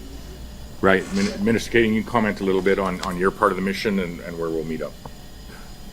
Certainly. So our mission is going to, starting in South Korea, where we're certainly going to be engaging with a number of trade, industry, energy partners there, as well as engaging in industry roundtables. We're going to be talking CCUS, nuclear, and while we're there, we're also going to be witnessing an extension that VIDO has with their infectious disease organization in South Korea. So again, just building relationships, continuing to engage with all the industry partners that we have that are established, and looking for further opportunities in South Korea.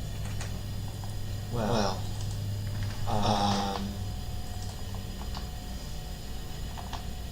what's this?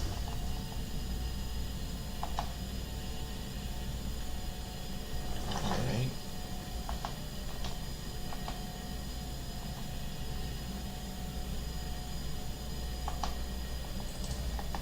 What? You gotta answer this. You got it. What's one move in bed that makes a man go crazy every time? Oh, you got to give them the hot toe and spit on that thing. You get me?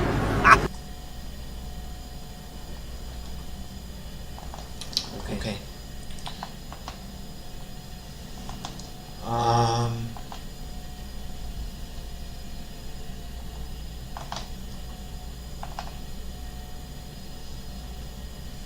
You should also react to Malamor's edit. It's pretty good myself, I liked it. Come on.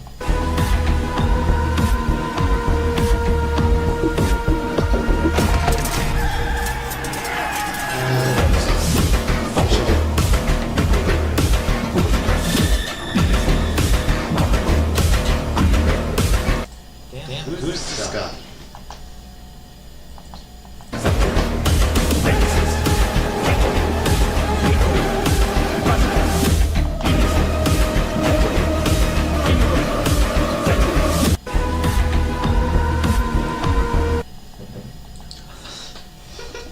Okay, that is pretty good. Now, whenever this comes out or has it, if you guys let me know. No, I don't have to space on my computer to do it or the CPU power. I am actually lucky to stream these videos. Okay, we are going to take a look at Ahoy, everyone. We are back on the whiteboard today to talk about the poll.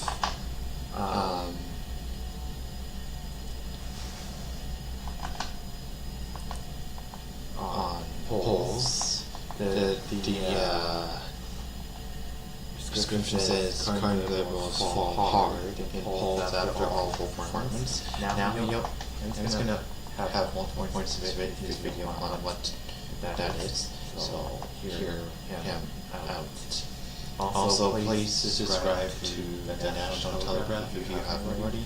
Your notifications for that channel on full, like, subscribe, and make a comment on the channel too. Polling trends in Canada, because we have finally had a big drop of polls over this last week that are reflecting the way that Canadians are feeling about Mark Carney's Liberal government. Carney came into office as... Honestly, hey guys, after this is the last interruption for this whole thing. This is what, 22 minutes and 34 seconds? Okay, so I'm going to say, in this last interruption, until this whole thing is watched. And of course, myself will take some points on that too.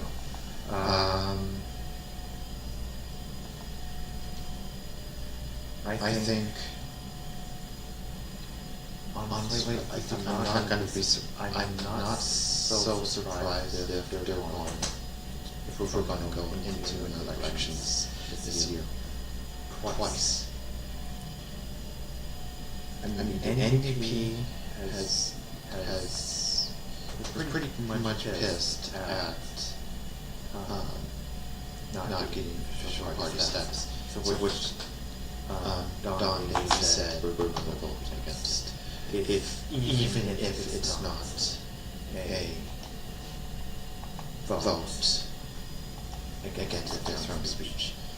I just don't know how they bypassed it. I mean, it could be genius move by the Conservative Party, but NDP and Conservatives, the Bloc, is enough to pass a non-confidence vote. Kick out the current government. Now, I don't know which parties, at least new parties we're going to see in Parliament take shape and at least have a chance. I do want to see some PPC, some United, maybe some Christian Heritage in there. Replace whatever's there. And of course have some Quebec and peace representing Parliament as well. That can obviously be blocked, can't be gone, can't be stopped, and can be excluded from representing. They're continuing to represent French people, Canadian French people in Parliament. Let's continue watching this. The man to lead us through a crisis. And then he proceeded to not even pass a budget and go on a long summer vacation. He has dealt with men like Donald Trump before, and then he can't even get us a trade deal signed, and now we are currently groveling to get anything signed before the fall parliamentary session starts up. It has not been very... talk about what my views are and what we should be doing as a whole. Yeah, I did say it was going to stop Trump. Sorry, my bad, guys. Good. And while the Liberals have been in a honeymoon phase, I think we are officially out of the honeymoon phase. Canadians have not turned on the Liberals in such a way where they're going to start having high negative ratings and they're going to fall behind the Conservatives by 10 points, but I think a lot of people are seeing that they're kind of mediocre. A lot of people will be in denial for a while, but the difference between normal polling and honeymoon polling is during a honeymoon phase, people will artificially think nice things about a new government or one that was just re-elected. This one kind of feels semi-new to people because it's a different leader, even if it's basically the exact same MPs, and it was just re-elected. And so people were willing to say, well, let's give him the benefit of the doubt. Maybe Carney is who he said he is, and it turns out he's not. And so now the honeymoon's ending with Canadians sort of falling back into the normal way of sort of viewing the government based on its performance. A honeymoon can end with the government still polling high. That just means that they've concluded that actually they are quite good. You know, Ralph Klein would have started off with high approvals when he first became the Alberta Premier, and he stayed very high because people liked what he was doing. But anyways, But today we are going to go over the trend lines in 3 major pollsters, Abacus Data, Innovative Research, as well as Main Street, and I can show you the deterioration of the Liberals' polling, as well as the Conservatives actually starting to gain a little bit too.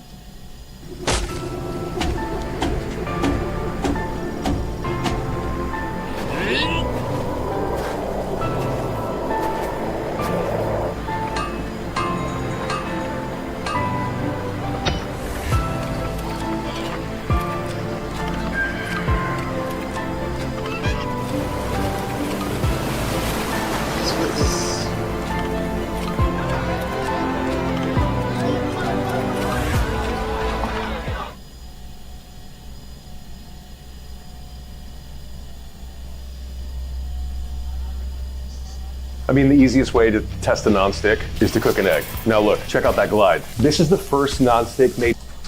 No doubt, Carney is still going to have a positive approval rating for a while, because in so many people's minds it's like, well, if I don't like Carney, it's like I like Donald Trump, which wouldn't necessarily be a bad thing, but goodness, there are people out there who can convince themselves that they have to like something they don't even like simply to oppose something else. But the national numbers on what party people are voting for is telling you more of a story of a little bit of buyer's remorse, considering how quickly the Liberals rose in popularity after it and how fast it's crashed down.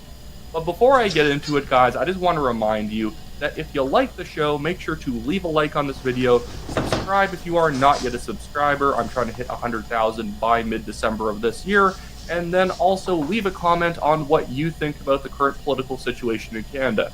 No doubt there's going to be like 100 comments about the fact that I said ahoy at the start of the episode and I didn't say, hey guys, Wyatt Claypool here. I have to re-record that part like 50 times some days, because you just say it so much, your muscle memory starts to mess you over every time you say it, and you're like, hey guys, Wyatt Claypool here, and you're like, why did I do that? But Wyatt, focus up. We're into the numbers now. So let's start off at the top with the polling, the last poll that Abacus did and the most recent one. Their last poll had the Liberals at 43%, and now they only have them in their most recent poll at 39%. And remember, even this 39% rating was before the capitulation on trade, and their polling period only picked up a little bit of what people were feeling during the Air Canada fiasco. So that actually may be a bit of an overpoll for them in that particular poll. But in the last poll, they had the Conservatives at 40, and this one they had the Conservatives at 41. Not a big gain, but they're maintaining what they have and gaining a little bit. And it's probably not, the polling shift is demonstrating that it's mostly people not liking the Liberals.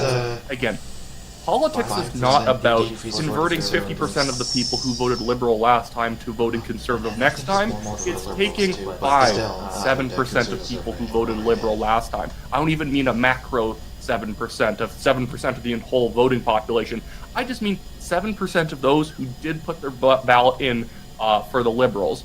Switching to the Conservatives would change the entire election result, if not give the Conservatives a majority. That's all that politics is about. It's about fighting along the margins. It's about finding different demographics who are ticked off at the Liberals and converting them over to vote for the Conservatives next time. But in these polls, and now I look, goodness guys, I have an orange marker. The last time Abacus had the NDP at 8%, and then in their most recent poll it was at 7%, with the Bloc Québécois in the last one at 6%, later rising to 7%. So basically the other left-wing party vote was a pretty much stable throughout, 8-6 and then 7-7. It's exactly the same. I actually do believe in the aftermath of this whole Air Canada thing, we are going to see the NDP doing far better, no matter how crazy they are. Like in their current leadership race, the NDP are saying that you cannot have more than 50% of your 500 signatures from cis white men. It's like, or I think it's just cis men. It's like, guys, you're the NDP. Who? You're the NDP, exactly. I mean, what else could be expected from them? Cares. you're actually an extremely female party. It is a party for mostly female, younger to middle-aged women. And I'm stereotyping, but that's generally the demographic that is voting NDP. It's like the people who are voting PPC tend to be, you know...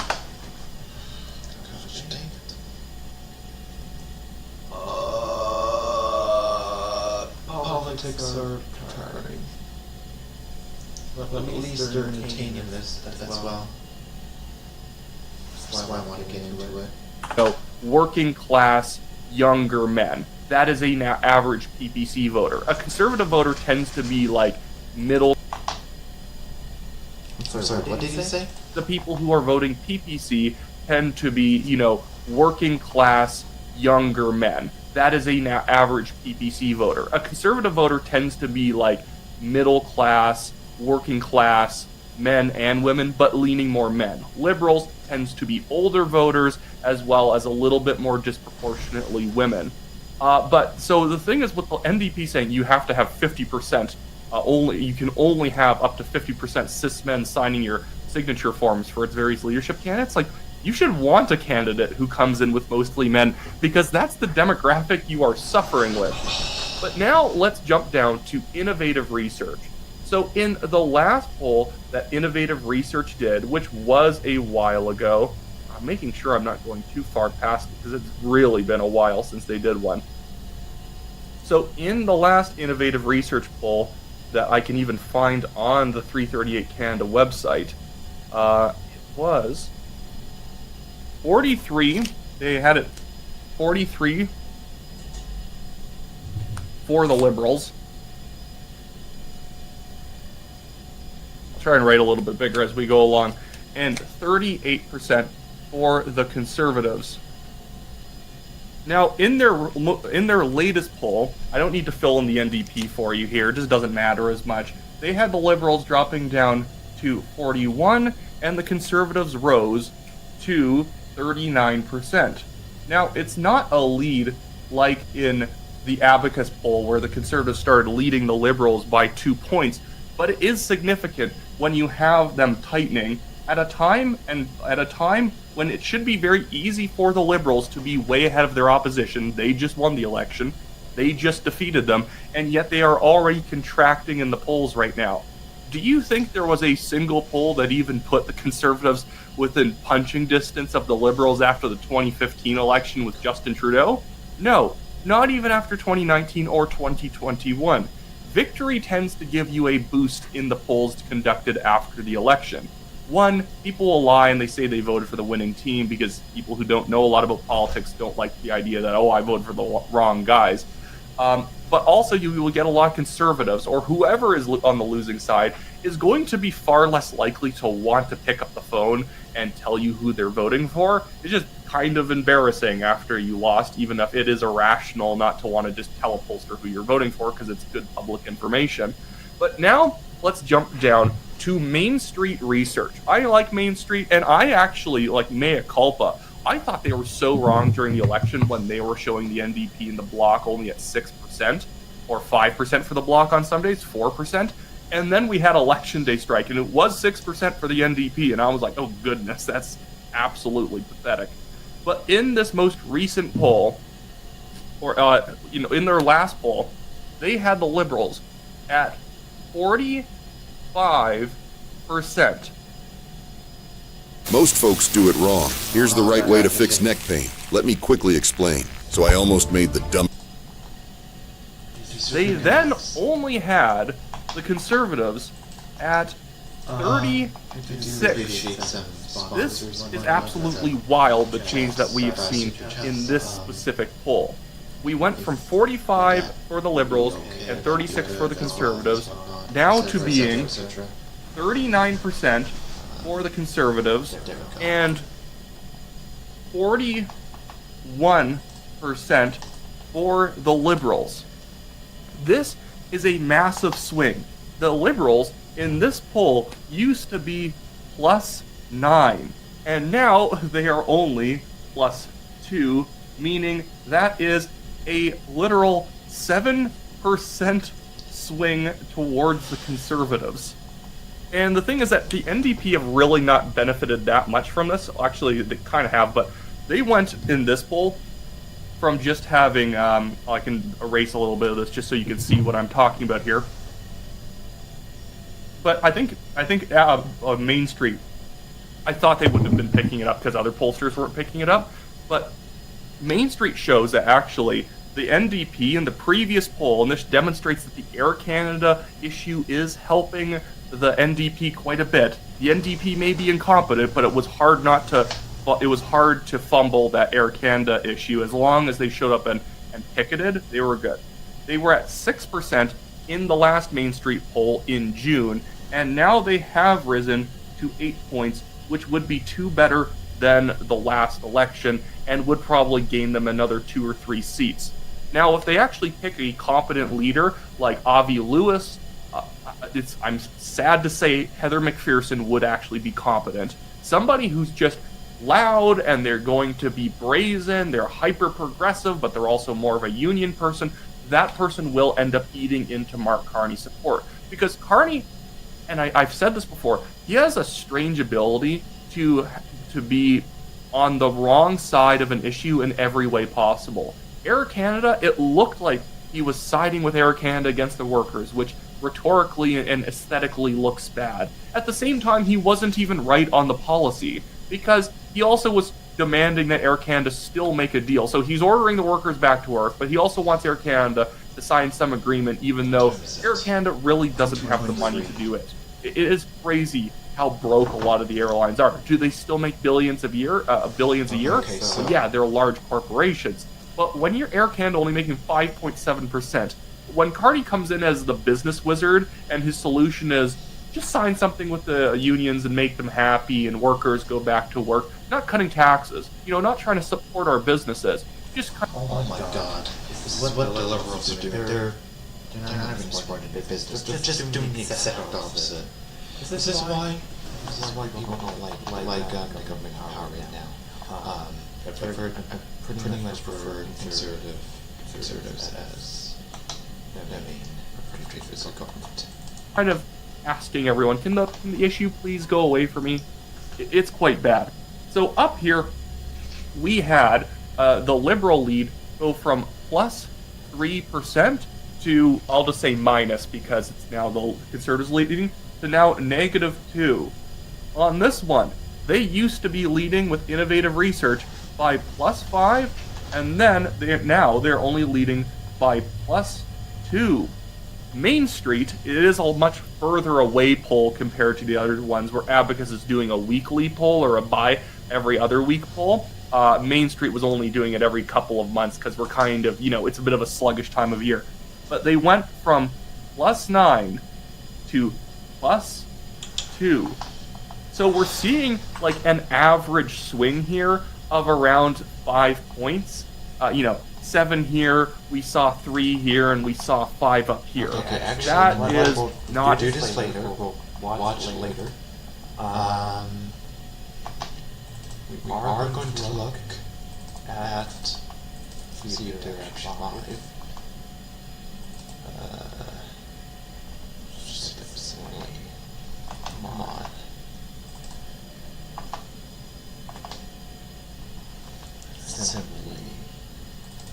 Simply online.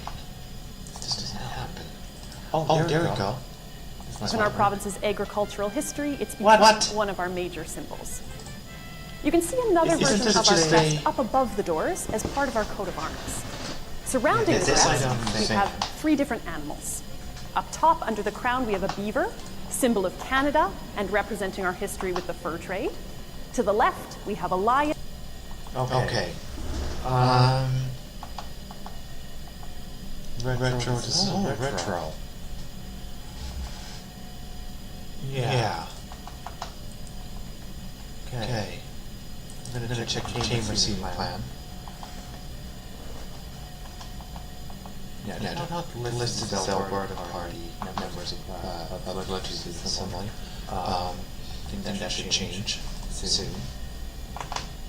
Oh my God, that's funny. What if the United States, Canada, and Mexico became one country today? If these three neighbors merged into a single nation, it would instantly become an economic giant, with a combined GDP of around 34 trillion, making it the richest country on the planet. The US would bring its massive economy, Canada, its vast energy and natural resources, and Mexico, its powerful manufacturing base. Geographically, this mega nation would cover 8.36 million square miles, overtaking Russia as the largest country in the world and almost doubling the size of the entire European Union. From the frozen Arctic in the north to the tropical beaches in the south, it would hold some of the most diverse climates and landscapes on Earth. Its population would jump to nearly 500 million people, ranking third after India and China. And with a defense budget exceeding 900 billion over 1.7 million active military personnel, it would have unmatched global military power. So, if North America became one super country, would it be the ultimate global leader? What if the... I don't understand that. Just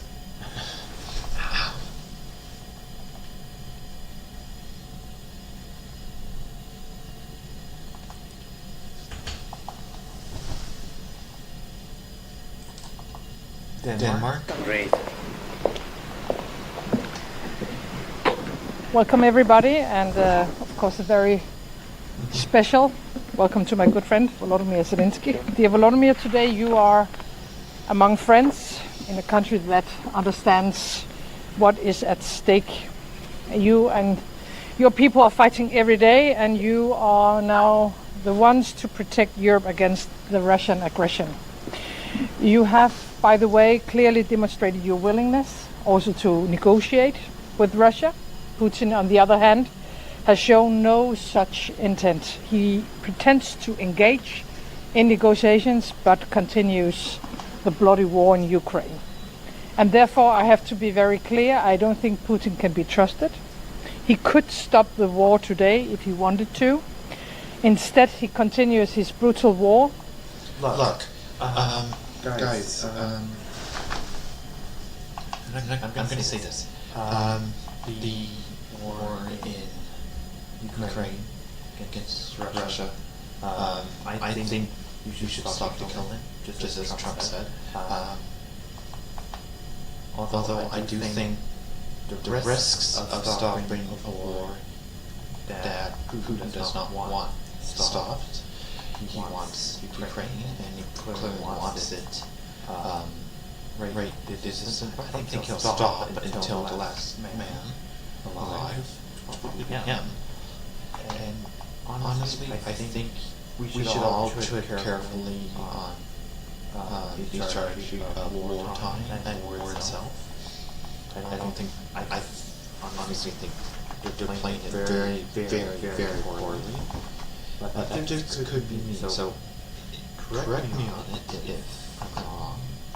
Supported by Iran, Belarus, North Korea, enabled by China. Look at the pictures we are seeing in these days. Didn't North Korea send their troops to fight against Ukraine? I was wondering about that. And I think they are all testing our resolve. They are testing our European and transatlantic unity. But we will not give in. And therefore today we, the Nordic and Baltic countries, are standing side by side with you.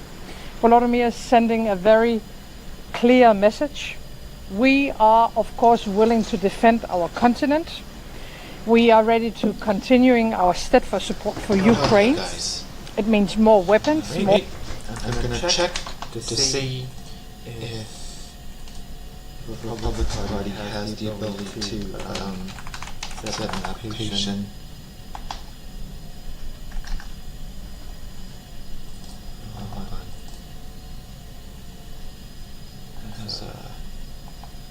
Come on.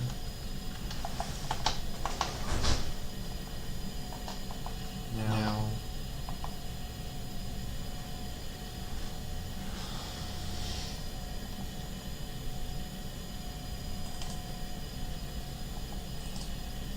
Thank you.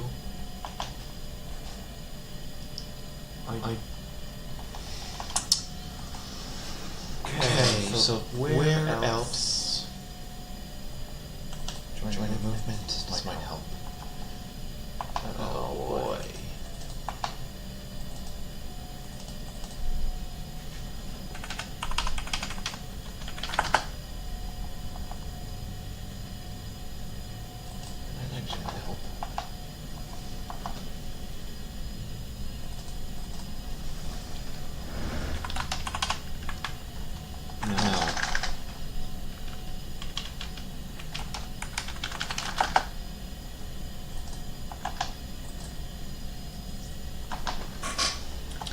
Okay.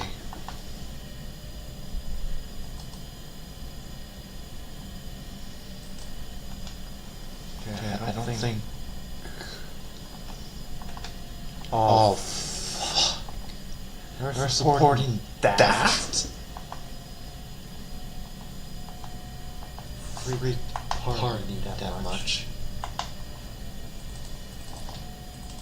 How could they?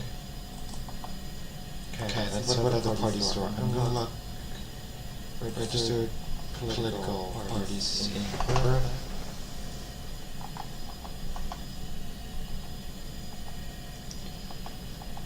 Should you join the Alberta Advantage? I don't know. We'll see. Well, Republican, Monroe's, social conservatism. What is this social conservatism? What the how about saying WTF? So.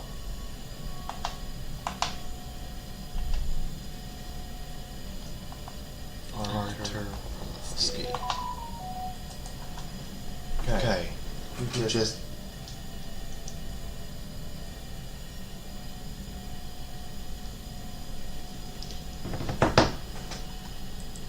This is outrageous. I don't see anything. Why do we have a Communist Party here? That is definitely not going to win. That much I know. Pro-life, reform. Is Reform Party still a thing? Reform Party? Yeah. Exactly. Alright. What next? I wonder what else we can say that kind of is good to me. Actually, I still stick with the UCP, so I conservative.ca also apply to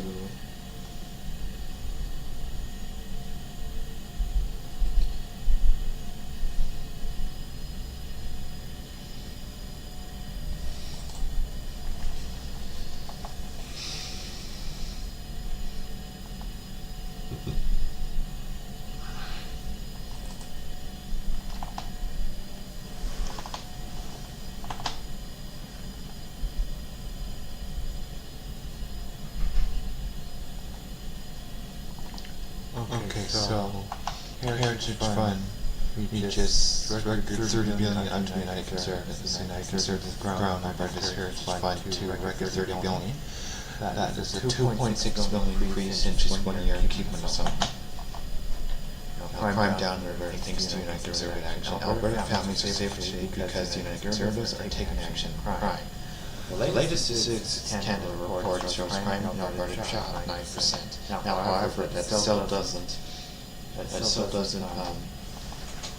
give away the fact that the Liberal Party is doing nothing but encouraging it. The catch or release reform law.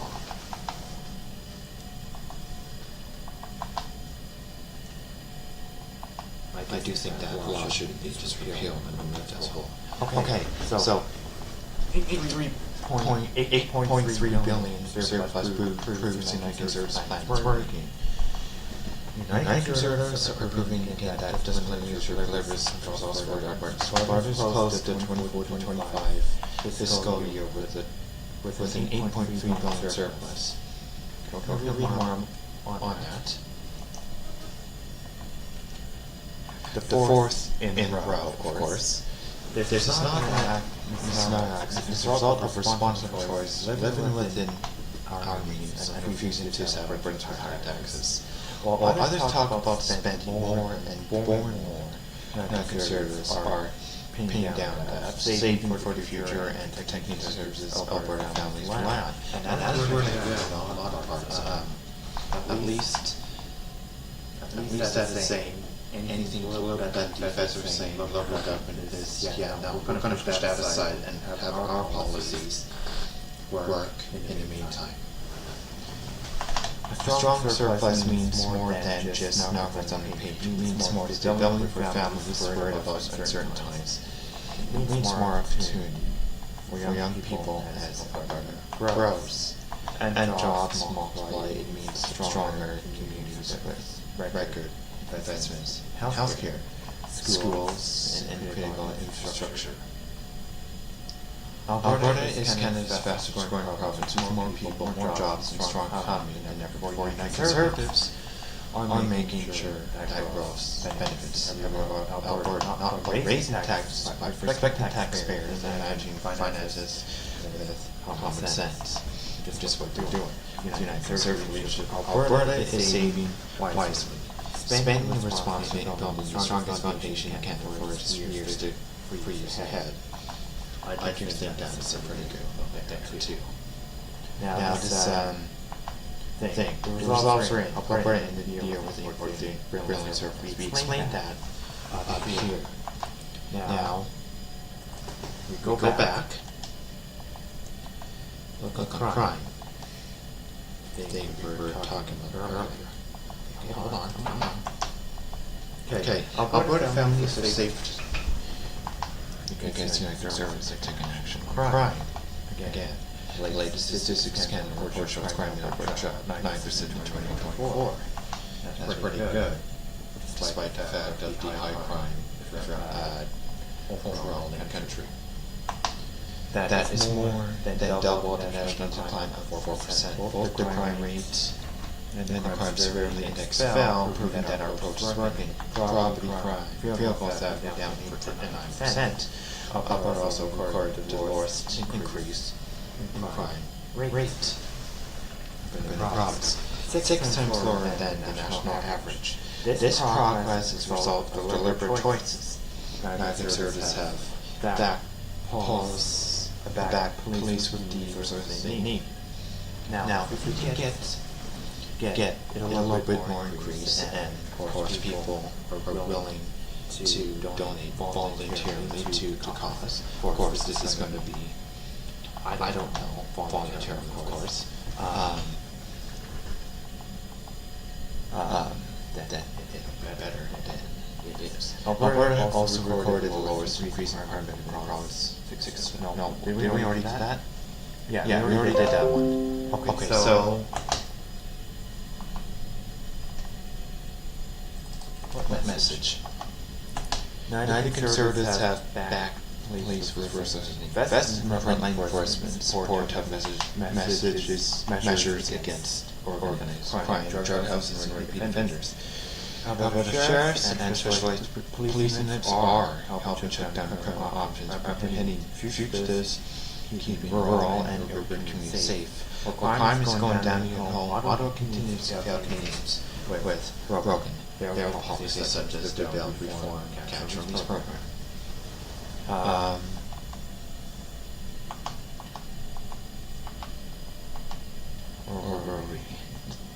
This policy that let violent repeat offenders walk free is doing more harm than good. United Conservatives will keep pressing out but fix this national problem. Progress is a result of deliberate choices. Oh, hang on, did I already do that? No, the message is clear. When United Conservatives invest in public safety, it's done with law enforcement to keep communities safer within Alberta, have greater pieces of mind. I think that's a pretty good mindset. I'd give that a 10 out of 10. Alright. As such as here. Okay, let's cover that. United Conservatives have grown Alberta's heritage fund to a record $30 billion. That is $2.8 billion increase in just 1 year. Keeping us in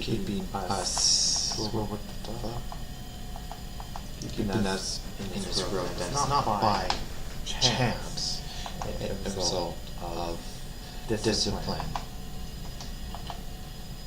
and disciplined leadership and competence premier.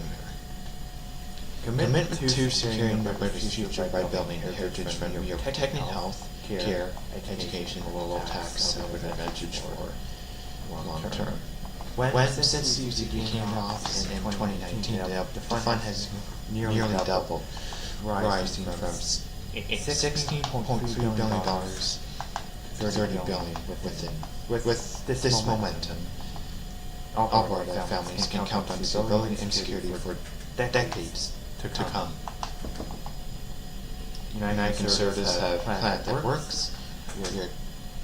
They are turning today's reserve strength into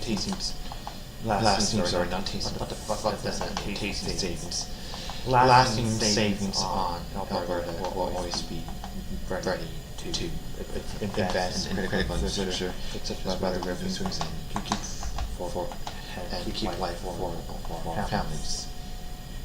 That's very good. Now, I do encourage you to go on the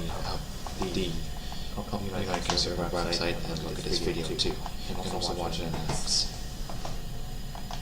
Now, so what's this? Tax cuts. Your paycheck is about to grow. This was for July.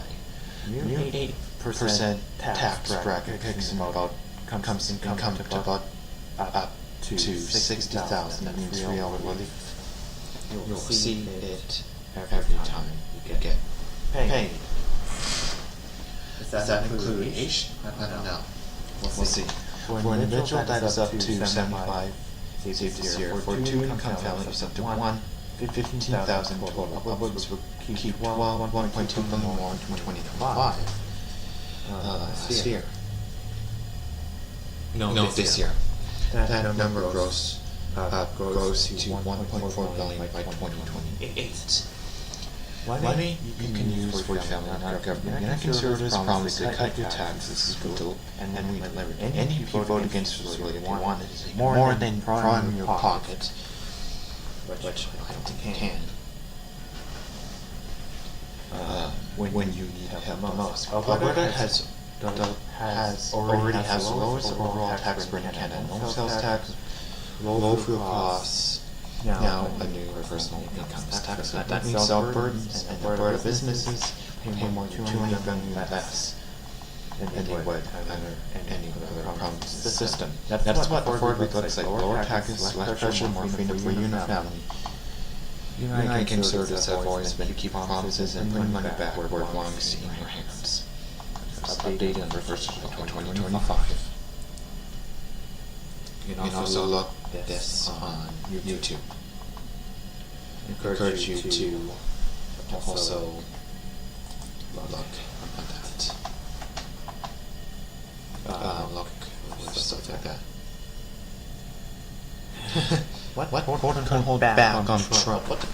No. I think you can hold back on Trump to fight that. I don't know, something like that.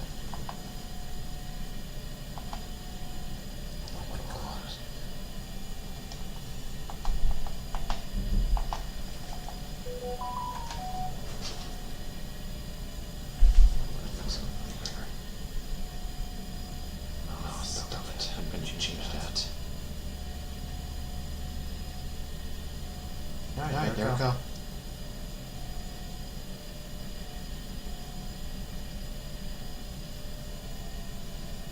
Oh my gosh.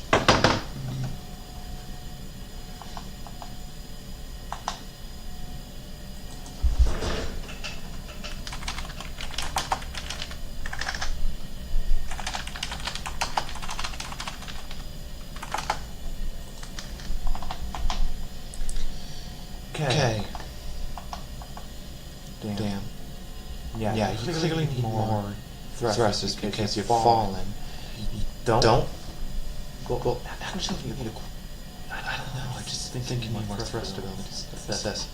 I believe this is one from Alzumi, and holy freaking moly. I can tell already this is some of the best work which has been done with a combination of small and large grid. That's what you're looking at right here. This is a heavy exploration ship, not a warship. Now, I saw a sneak peek of these thrusters earlier, and I was looking forward to getting to it. Man, these ions here, like, there's multiple levels of decoration here. You've got the new spotlights, you've got neons, 2 rows of neons, and that creates an incredibly detailed looking... I guess we're going to have to take this to space here. here, I feel like. You've got that Prototech jump drive, solar panels with neon tubes going around it, decorating it like that. This is a spotlight, but it looks awesome. Connect, and this is again one of those builds where having knowledge of all the blocks in the game, and the different use cases for them, other than the most obvious ones, will allow you to create things and ships and styles that very few people have thought of. I believe this is one from Alzumi, and holy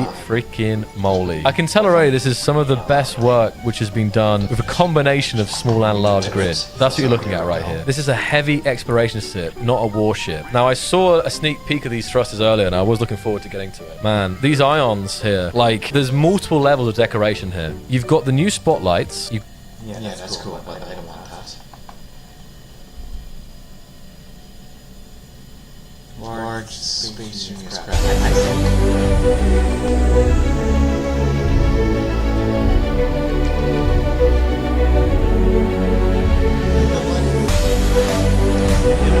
Everything. I don't know if this is right, but okay, so you know, after this, I don't know if you want, but probably leave us if you don't. It is do some space engineers stuff.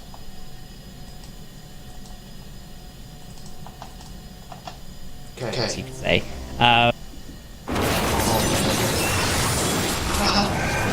Reach your impossible. Lenovo Legion.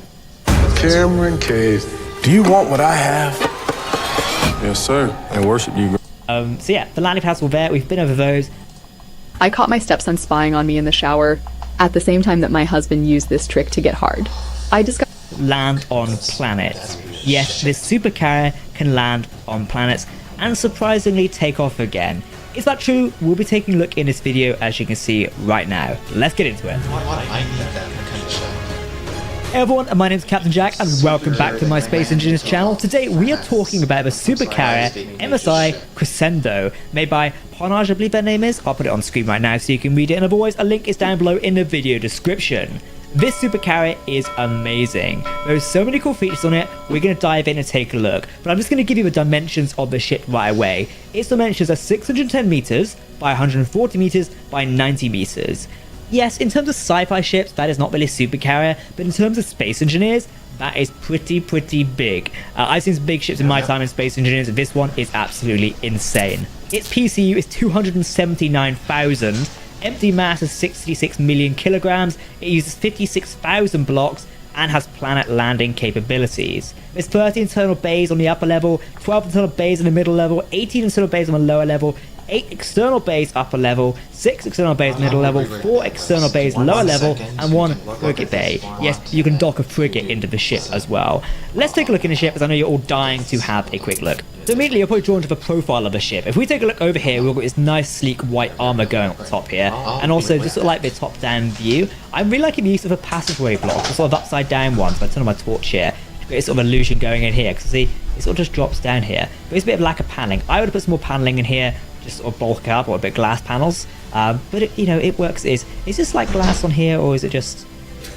Can I just go through here? I can just go through here. But apparently it's a button. But what does the button do? I know we usually look on this. Main ramp hinges. Oh, we've got a ramp. Okay. We can deploy a ramp to land things. That's really cool. Oh, it's still going down. Still. Oh no. Hopefully not broken that. It might be a bit weird because we don't have gravity. We'll turn that back off in a second. This ship is a bit weapon spammy in a one way, mainly because we've got a ton of railguns just all along the bow. But this is a supercarrier, it's probably going to have some OTT weapon. I will close that ramp just a second while we do the rest of the review, and then we'll try and land it later. There we go. I'll park my character here so I don't get sidetracked. We've got this nice little like white armor here and long track going on here. I did like a bit of the detailing of sort of ridge cutting sections.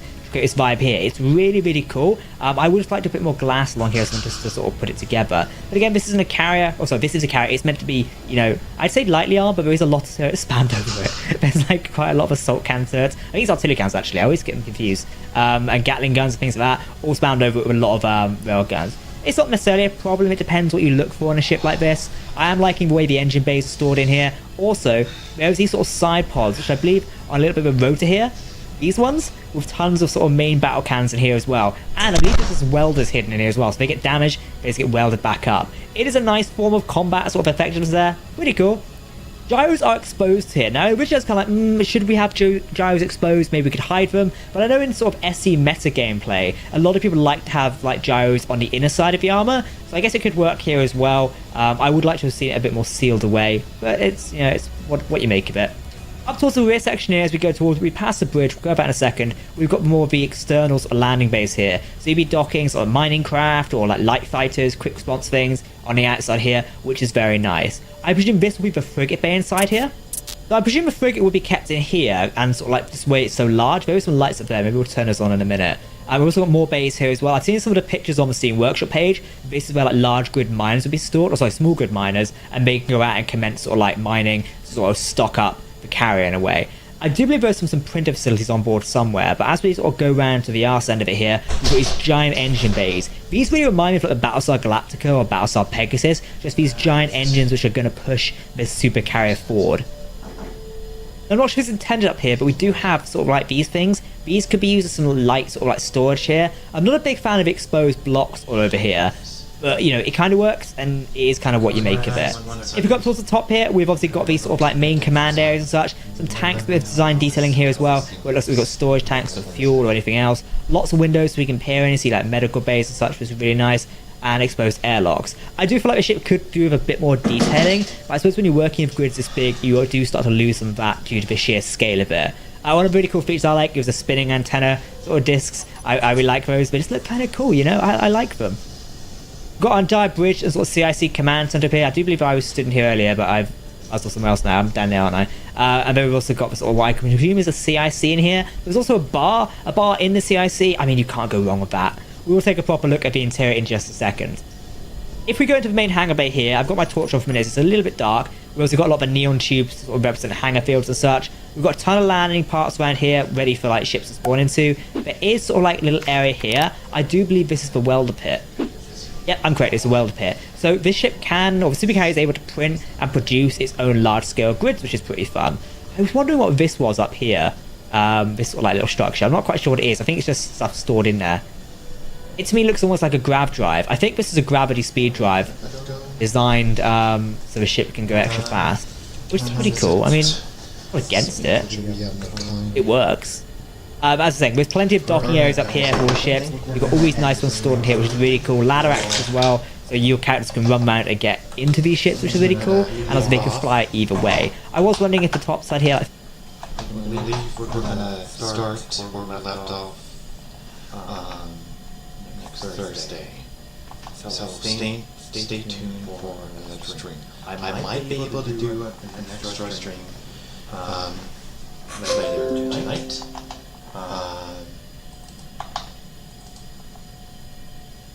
Otherwise,